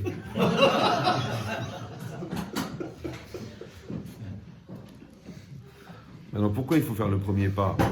Pas parce qu'on est des hommes soumis ou des femmes soumises. Non. C'est parce que de faire le premier pas, c'est la seule manière de s'éloigner du vrai écran qui t'empêche de te rapprocher de l'autre, qui s'appelle le moi. Donc en fait, c'est le sacrifice du moi qui crée le nous. Et le nous, c'est ni toi ni moi. Maintenant, quand moi j'ai sacrifié mon moi pour toi, et toi tu as sacrifié ton moi pour moi, donc maintenant, les deux on s'est sacrifié pour le couple, Donc le couple, il est ni toi ni moi, et le couple qui est ni toi ni moi, en fin de compte, il est le meilleur de nous deux, donc il va nous nourrir. Et en pensée Ben Shetrital, ça se résume en disant que la seule manière de créer un amour commun, c'est de détruire deux amours propres. J'ai arrêté d'être bête très jeune. Donc c'est quoi l'idée? C'est que si on n'est pas dans une dynamique active et positive d'aimer, eh ben on va pas aimer. Voilà. Faut arrêter de dire les sentiments, tout ça c'est des trucs écrits par des scénaristes qui eux-mêmes n'ont jamais vécu l'amour. Ouais. Parce que l'amour, il vient dans le lien que tu as créé avec les choses dans lesquelles tu t'as investi. Donc tu aimes ton travail parce que tu t'investis dedans. Tu aimes l'autre parce que tu investis dedans. Tu aimes tes enfants parce que tu investis dedans. Donc quand tu n'investis pas, tu n'aimes pas. C'est tout. D'accord? Donc maintenant, de la même manière que pour aimer l'autre, il faut s'investir dans l'autre, et que aimer, c'est Echad, et Echad, c'est un. Donc aimer, c'est faire un. Donc de la même manière, pour s'aimer soi-même, il faut investir chez soi. Mais le problème, encore une fois, c'est que le moi extérieur et le moi intérieur ne sont pas du tout dans les mêmes critères. Parce que celui de l'extérieur, on a dit, il est dans le relatif, et celui-là intérieur, il est dans l'absolu. Celui-là, il est dans la recherche d'essentialité, et celui-là, il est dans la recherche de superficialité. Alors, ça ne marche pas. Parce qu'on ne peut pas nourrir un appétit infini avec une nourriture finie. On ne peut pas nourrir un appétit spirituel avec une nourriture matérielle. Maintenant, la société te fait croire ça. Genre, avec ce parfum-là, tu vas vivre autre chose. Si tu pars dans ce club de vacances, tu vas vivre un moment de paradis, un moment de... Moi, je le dis, moi je vais le dire. Il vaut mieux, une fois par an, vous deux, vous partez dans un endroit pourri, dans une ville pourrie, avec des restaurants pourris, un hôtel pourri, une chambre pourrie. Ça sent le pourri, les lits sont remplis de pipi. Vous faites la gueule pendant 8 jours, vous partez nida, comme ça c'est double peine, d'accord? Et vous vous pourrissez la semaine. Et au bout d'une semaine, vous rentrez les deux et vous dites, chérie, on a passé une semaine pourrie. Mais si Dieu veut, maintenant, on va passer 51 semaines de paradis. On va former The Couple, d'accord? Bon, j'avais 5% avant, mais maintenant, bon. Donc c'est quoi l'idée? Parce que les gens, ils font le contraire. Ils passent 51 semaines pourries et une semaine de paradis. Mais t'es vrai ou quoi? C'est l'inverse qu'il faut faire. L'inverse, ça veut dire qu'il faut rendre extraordinaire l'ordinaire. Il ne faut pas rendre extraordinaire l'extraordinaire. Parce que par contraste, quand l'extraordinaire devient extraordinaire, l'ordinaire devient ordinaire, mais pas ordinaire, extraordinaire. Mais toi, tu veux le contraire. Tu veux qu'un verre d'eau, il t'amène le plaisir. Tu veux que de voir ta femme, ça t'amène la pêche. Tu veux que de voir tes enfants, ça te donne envie de grandir. Que de voir un passouk de la Torah, ça te rend fou. C'est ça que tu veux. Non, les gens, ils sont ardeurs. Ils attendent qu'il se passe un truc. C'est une espèce de comateux qui attendent le choc électrique. Ça s'appelle des téléspectateurs. Tu crois qu'il est mort? En vérité, il est bougé. Il est vivant parce qu'il a un doigt qui bouge. Ça va? Ça va. Et toi, ça va? Moi aussi. Ça va. Ça va où? Ça va au bout de la ligne. Église de Pantin. C'est normal, parce que tu as été un Pantin toute ta vie, c'est normal qu'on t'enterre à Pantin. Tu dis non, je veux pas ça. Je veux que chaque seconde, elle soit vécue au maximum. Je veux une explosion de volonté. Je veux un guilouille de la Shekhinah. Je veux la puissance de l'énergie. Je veux racheter Ron Poulenc. Je veux éclater la baraque. Je veux comprendre la Kabbalah. Je veux que ma femme, elle explose de bonheur. Je veux que mes enfants, ils soient au plus haut niveau de la gloire divine. Mais quand ils rentrent dans le... Alors les gens, ils disent, qu'est-ce que tu veux? C'est la vie. Alors c'est quoi la mort? Je t'en parle pas. Ouais. Non. Mais ce qui s'est passé, je t'explique. Parce que le monde extérieur, comme le moi extérieur, il est limité. Il est petit, il est mesquin. Je le dis souvent, mais les gens n'écoutent pas. Tous les ans, on fait l'élection de Miss Univers et de Miss Monde. Mais quand on fera l'élection de Miss Kin, il y aura des candidats. Donc si toi, tu te sens entre le foutage de gueule et la posture du Miss Kin, tu te dis, mais allonge-toi, on va mettre une pierre tombale sur ta gueule. Il faut y aller, là. Il faut y aller. Comment ça s'appelle y aller? Ou Bechokotai, Téléchou. Tu dis, mais c'est pas évident parce qu'il y a les obstacles, il y a les difficultés, il y a le business, il y a le regard de l'autre. Je t'ai dit Téléchou, Yahma, Téléchou. On t'a donné des règles. Les règles, ça fait 3500 ans qu'elles fabriquent des tzadikim. Donc toutes les maladies que tu as soignées quand on a dit ne vole pas. Ouais, toutes les maladies qu'on a soignées quand on a dit ne convoite pas la maison, la femme de l'autre. Toutes les maladies dont on t'a soigné quand on t'a dit tu n'as pas le droit de haïr, tu n'as pas le droit d'être jaloux. Tu te rends compte combien de maladies? Simplement parce que tu as dit écoute, je ne vais pas haïr. Pourquoi? Je ne vais pas convoiter parce que je sais que chacun il reçoit ce qu'il doit recevoir. Je ne vais pas avoir la haine parce que j'ai compris que la haine, en vérité, c'est juste pour justifier ma non-existence. Je ne vais pas avoir la jalousie parce que tout le temps que je passe à regarder l'autre, c'est au détriment de ce que j'aurais pu devenir. Et le mépris de ce que j'ai fait que je perds ce que j'ai, alors que je n'obtiendrai jamais ce que je veux, parce que ce que je veux est déjà chez l'autre. Donc tu te rends compte de combien de névroses, et combien de maladies, et combien de mal-être, et combien de lourdeur on t'a soigné avec 613 mitzvot. Et les gens ils disent ah la religion, c'est archaïque. Mais archaïque, c'est toi l'archaïque. La Torah elle a à peu près 30 000 ans d'avance sur la science. J'exagère, peut-être 50 000. C'est que le Ramban, il a écrit dans son commentaire, dans Gudusha, que la semence de l'homme, elle a exactement les mêmes critères que le sang. Et le sang, il contient des particules très petites. Et chaque particule, elle contient toutes les caractéristiques physiques de la personne qui contient ce sang. Ça s'appelle l'ADN. Tu peux me dire comment l'ADN, il avait été compris par le Ramban en 1114. Qu'on n'a même pas inventé le microscope, qu'ils n'ont même pas compris la cellule, qu'ils n'ont même pas compris le sang, comment ils pouvaient connaître l'ADN. C'est pour ça que quand vous rentrez à la faculté de médecine de Montpellier, il y a la statue du Ramban. Tu peux me dire qu'est-ce qu'il fait un juif dans une ville antisémite? Et que la faculté de Montpellier, c'est la seule faculté de médecine dont le diplôme est accepté aux États-Unis sans équivalence. Pour toute l'Europe. Pourquoi? Parce que c'était la première faculté de médecine au Moyen-Âge. Or, cette faculté, elle avait une caractéristique un peu spéciale, c'est que il fallait parler hébreu pour assister aux cours, parce que c'était des rabbins qui enseignaient. Tu peux expliquer comment le rabbin qui n'a pas le droit à l'autopsie, il connaît le fonctionnement et l'anatomie humaine? Sod Hashem Nirav. Le secret de Dieu est à ceux qui le craignent. Donc il y a des gens qui comprennent par l'analyse des phénomènes, et il y a des gens par l'intuition de la connaissance qu'ils ont perçue à travers l'étude des textes. Alors on va lui expliquer que le mec, qui a le mode d'emploi, il comprend mieux que celui qui analyse l'appareil. Tout ça pour vous dire que c'est pas parce qu'on a eu la malchance de faire des études qu'il faut dénigrer son patrimoine. Moi, j'ai eu la chance, par exemple, de ne pas faire d'études. Donc, j'ai pas le mal-être d'essayer de trouver dans la science que la Torah a raison. Mais pas trop. D'accord?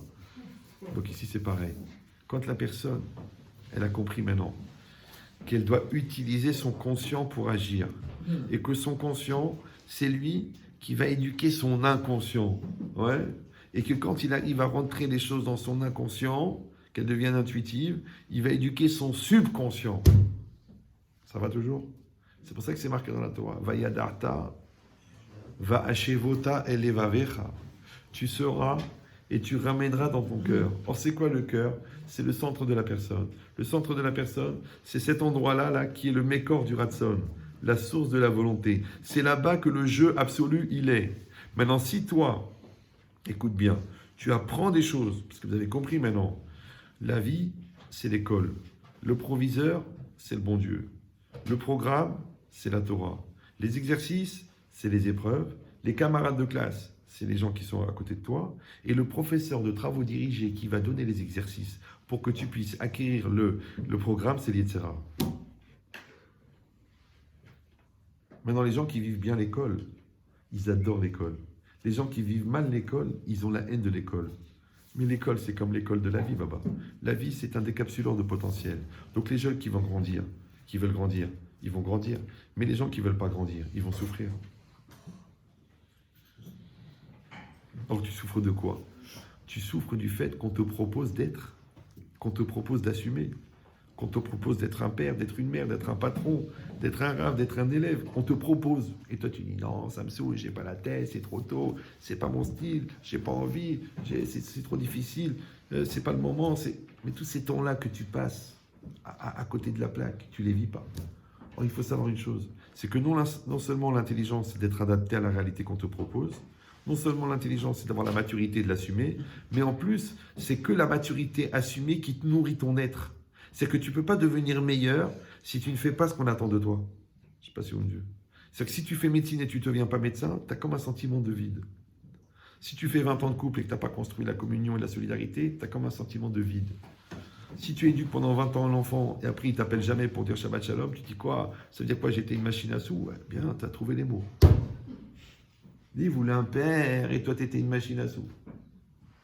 Tu dis oui mais c'est pas facile parce que mon père avec moi aussi. Raodon Kolo. Tu pouvais casser un modèle et toi tu as reproduit un modèle. Oui mais mon psy m'a dit que c'était comme ça. Mais qu'il aille se soigner. Les modèles ils sont faits pour évoluer. Tu as vu les ordinateurs d'il y a 20 ans? Tu as vu les vélos d'il y a 100 ans? Tu es la même chose que ton père.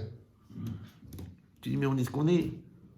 C'est vrai non? Le poirier fait des poires, le pommier fait des pommes et le remarié il fait des remarques. Non, non, la Torah elle dit que les enfants sont punis pour les fautes de parents seulement si les enfants ils vont dans la même direction que les parents, c'est-à-dire s'ils subissent, d'accord, le patrimoine génétique, spirituel de leurs parents. Mais si quelqu'un il dit mes parents ils ont fumé, moi je vais pas fumer. Ma mère était nerveuse, moi je vais être calme. Mon père ne tenait pas devant la bouffe, moi je vais maîtriser la bouffe. Du coup, ils ont cassé le cycle génétique de ce qu'ils ont reçu et le tremplin de leur réussite, c'est les lacunes de leurs aïeux. Ou non, tu dis je vais suivre ma nature. Voilà, je suis condamné, qu'est-ce que je vais faire? Et condamné, tu peux l'écrire en 2 mots.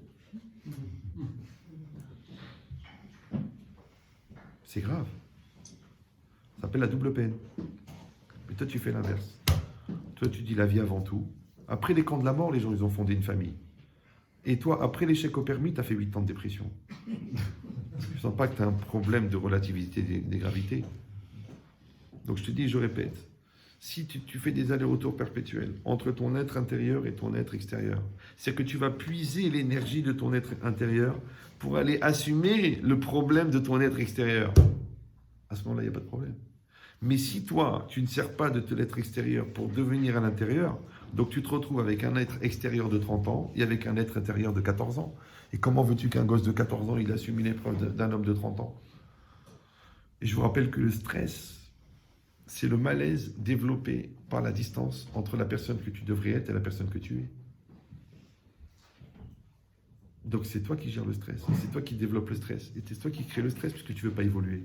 Par contre, quand tu grandis et que tu as ton âge, on dit en français que tu es toi-même, le même que toi, ouais, il n'y a pas de problème. Le problème, c'est que pour être le même que toi, il faut devenir. Or, le problème, c'est que pour devenir, il faut être. Donc, quand tu vas être dans l'action et tu vas intégrer ce que tu as fait, tu deviens.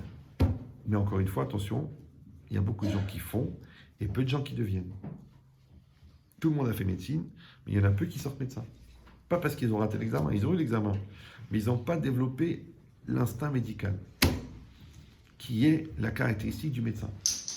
C'est-à-dire qu'en fait, toutes ces années-là, ces 7 ans plus ces 3 ans, c'est pour que quand la personne elle rentre dans la pièce et qu'elle te parle, tu sens ce qu'elle a. Alors que l'autre, qu'est-ce qu'il fait? Il prend tous les symptômes, il essaye de savoir ce qu'elle a. Après, elle prend son truc de médicaments, il prend tous les médicaments possibles, d'accord, en disant que sûrement il y en a un qui te soignera si les autres ne te tuent pas. Une fois, j'avais un petit problème de cholestérol. Alors, le médecin, il m'a donné 2 médicaments. Alors, j'ai un copain médecin qui était honnête, on en trouve encore. Je lui ai dit, qu'est-ce que t'en penses? Il m'a dit, ben celui-là, bon, il va te soigner, les deux vont te soigner le cholestérol, mais celui-là, il va te détruire ton estomac, et celui-là, il va te détruire ton cœur. Il m'a dit, choisis ta mort. Je dis, tu peux pas me donner un truc qui me soigne tout court? Il me dit, non. Tu sais pourquoi? Il ne le prenait pas mal, hein. J'ai rien contre la médecine, hein. Au contraire, je leur souhaite une grande parnassa et une longue vie. C'est que si le problème il est à l'intérieur, la solution est à l'intérieur. C'est pour ça que les Chinois, ils ont compris. Quand j'étais chez ce coléoptère, là, ce sacropoctère, il m'a dit, mais monsieur Benchetrit, c'est pas moi qui va vous soigner. Moi, je vais juste redéclencher le circuit énergétique. C'est l'énergie qui vous soigne, c'est pas moi. C'est vous qui vous soignez. Et tu sais la preuve, c'est que c'est qui te rend malade, c'est toi. Parce que la maladie la plus répandue, c'est la prise de tête. Elle est là, c'est elle qui redistribue.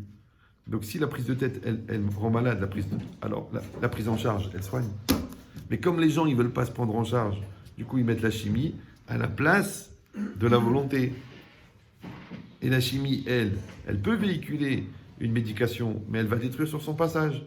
Après, tu dis, bon, maintenant, il faut que je me soigne à cause des médicaments que j'ai pris.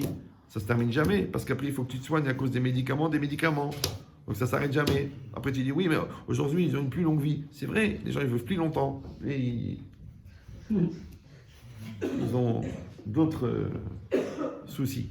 C'est qu'ils ne se rappellent même plus pourquoi ils prennent des médicaments. C'est pour ça qu'aujourd'hui, on dit, fois un effet, fois ta gouffe, fois ta zikaron. Alors que les gens, avant à 142 ans, ils avaient la tête claire.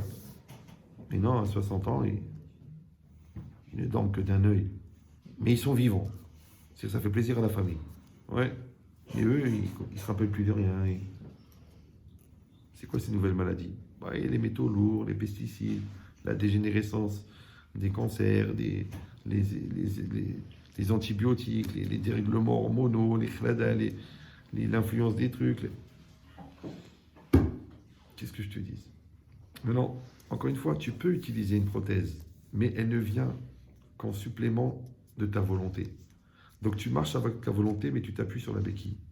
Mais le jour où ta béquille, elle remplace ta volonté, ça s'appelle une prothèse. C'est pour ça que les gens qui se marient avec quelqu'un qui les a aidés quand ils étaient mal, le plus grand malheur qui peut leur arriver, c'est de se sentir bien. Parce qu'ils n'ont plus besoin de la béquille.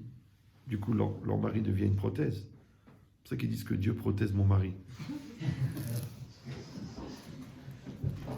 C'est une idée, hein, c'est pas une halakha, d'accord? Donc de la même manière, encore une fois, moi je ne parle pas des gens par rapport au couple ou par rapport à l'autre.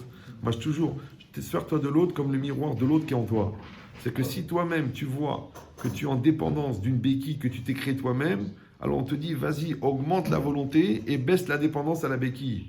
Parce que si la bouffe c'est une béquille, alors augmente la volonté. Parce que les gens ils font des bypass, des tripasses, des falpasses, des tlatas, ils enlèvent un morceau de ça, un morceau de ça, un morceau de ça.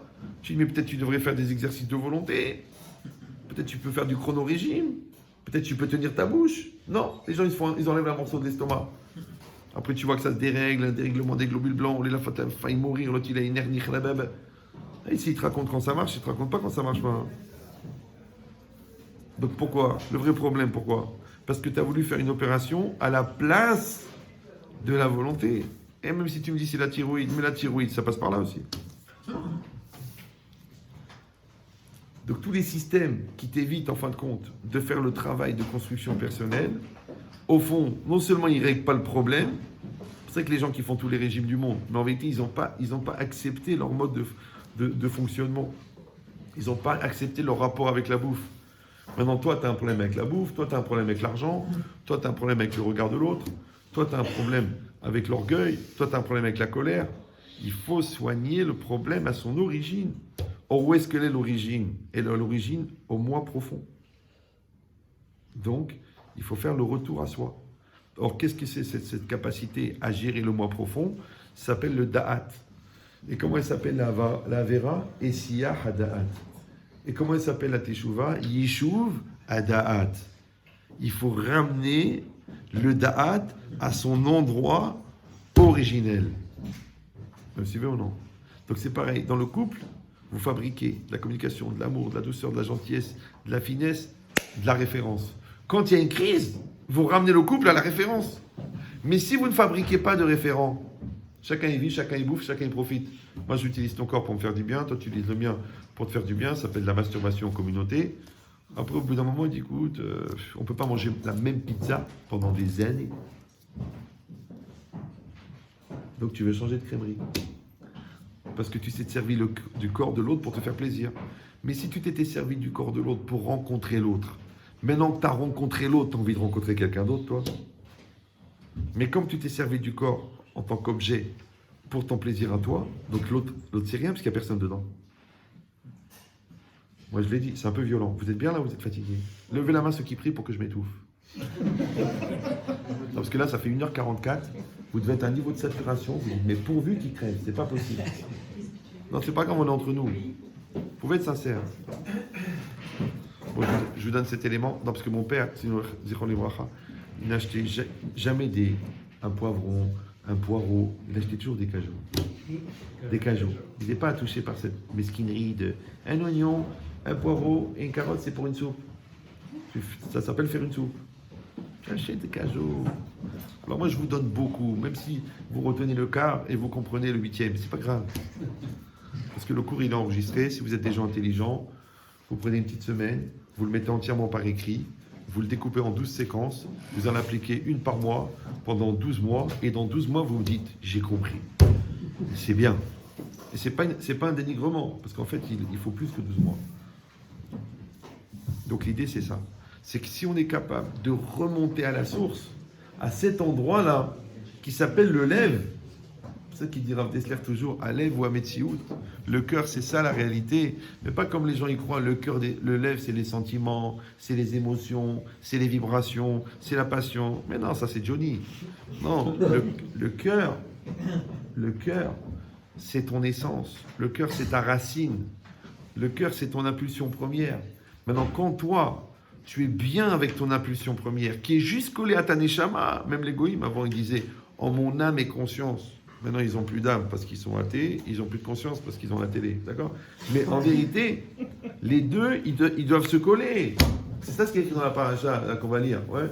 Vaya avec Ishimo, quand Yaakov, il était Vaya avec, il s'est battu, il dit le Midrash, Rachid dit Vaya Habek. Il était collé avec Hachem.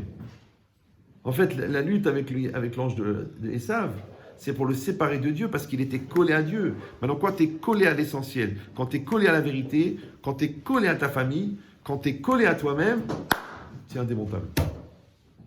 Mais quand il y a une distance, parce que tu dis, la religion, il ne faut pas exagérer. Le Shabbat, ça tombe samedi, c'est compliqué. Les tefilines, j'ai peur de m'étrangler, mais il ne faut pas les mettre ici. La cache-route, ça me donne des allergies. Le mikvé, j'ai peur d'attraper une mycose. Mais tu es toi-même une mycose. Comment une mycose attrape une mycose? C'est impossible. Dis-le-moi. D'ailleurs, on le dit, mycose, d'accord? Donc l'idée, c'est quoi? C'est que le jour où tu vas arrêter de te foutre de la gueule du monde, parce que Hachem, il a donné une chorma incroyable, et depuis 3500 ans, elle fabrique des tzadikim énormes, pour des petites raisons à 2 balles, qui valent même pas le paquet d'emballage que tu vas jeter après que tu as mangé la barre de chocolat, tellement c'est nul. Mais quand même, tu t'en suffis. Pourquoi? Parce que le nul attire le nul, comme le vide attire le vide. Ouais. Donc le jour où tu vas avoir l'ambition de devenir la personne que tu es censé être, c'est-à-dire le porteur de l'humanité, porteur de la sagesse, porteur de la pureté, représentant mondial de la divinité, c'est ce qu'on te reproche d'ailleurs. Ouais. Et ensuite, représentant à 100% de ta famille, et ensuite, que ton acte il soit représentant à 100% de ta parole, parce que tu es honnête. Ensuite, que ta parole elle soit représentante à 100% de ta pensée, et que ta pensée elle soit représentante à 100% de ta pensée profonde, qui elle-même est à la racine de ton être, qui est juste aux portes de ta neshama. Alors là, tu peux dire que tu es toi-même. Et tu verras que la vie, elle marche différemment. Mais tant que tu ne voudras pas atteindre ce projet-là, soit en tant que réalité, ce qui est très dur, soit même en tant qu'ambition, en tant que direction, parce que t'es les roues, c'est-à-dire que vous irez, c'est-à-dire qu'on va toujours vers quelque chose. C'est pour ça qu'il s'appelle Esav, parce qu'il est Assou, il est fini, et Yaakov, Yud c'est la chorma, et Kev c'est le talon. Qu'un homme, même à la fin de sa vie, il est encore au talon de sa sagesse. Donc lui, il est en recherche perpétuelle d'évolution. Rav Eliashiv, à 150 ans, il cherchait des chidushim. Ouais, l'autre à 8 ans, il croit qu'il a tout compris. Lequel des deux, à ton avis, qui est Esav et qui est Yaakov? Donc un, il s'appelle Fini, comme Capri, d'ailleurs, parce que Capri, c'est... Et l'autre, il est infini. Maintenant, si tu es infini dans tes choix personnels, si tu es infini dans ton ambition, tu es infini dans ton couple, parce que tu vois toujours des nouvelles facettes de l'autre extraordinaire. Si tu es infini dans ta relation au divin, mais ben, tu es déjà au Lamaba, puisque le Lamaba, le monde futur, c'est la perception de l'infini. Mais si tu es vraiment fini, parce que ton but c'est les sols, ton but c'est la poitrine de la voisine, ton but c'est de tomber sur un film dégueulasse qui t'intéresse, ton but c'est de gagner plus d'argent sur la gueule de l'autre, que ton beau-frère il tombe dans l'escalier, que ta belle-mère il s'étouffe. Si c'est ça ton but, comment tu espères hériter de l'infini alors que toi-même tu n'espères que le fini. Voilà, Hazak Obaour. Alors, donc le cours est dédié, on a dit, j'ai oublié le nom. Yosef Ben Kamouna, Kachem Elef Sanishama, parmi les Sadikim Israël, mais je vous dis la vérité, de vous à moi. L'amplitude de l'impact du cours, elle a plus de mérite par rapport à ce que vous ressentez, ce que vous prenez sur vous pour la mémoire du Nifta que le cours lui-même. D'accord? Et à part ça, pour ceux que ça intéresse, on a amené un petit peu de livres, un petit peu de maintenant des packs éducation, des packs Shalom Bayit et des clés USB, parce que maintenant tout est en USB, puisque les gens n'ont plus de CD, parce que ça devenait mortel, des CD. Et si vous êtes intéressé, ce sont des outils, ils sont très bons. Il y a énormément de médecins qui les donnent à la place du Xanax. Il y a même des coachs qui s'en servent avec des patrons du 440. Il me dit, Ria, je leur ai vendu le cours sur la peur. Mais c'est le patron de la Redoute. Je dis, oui, ils sont les royalties, j'attends toujours. Voilà. Donc pour ceux que ça intéresse, c'est là à votre disposition. Et on demande aussi que le cours soit dédié pour la Refoua Shelema de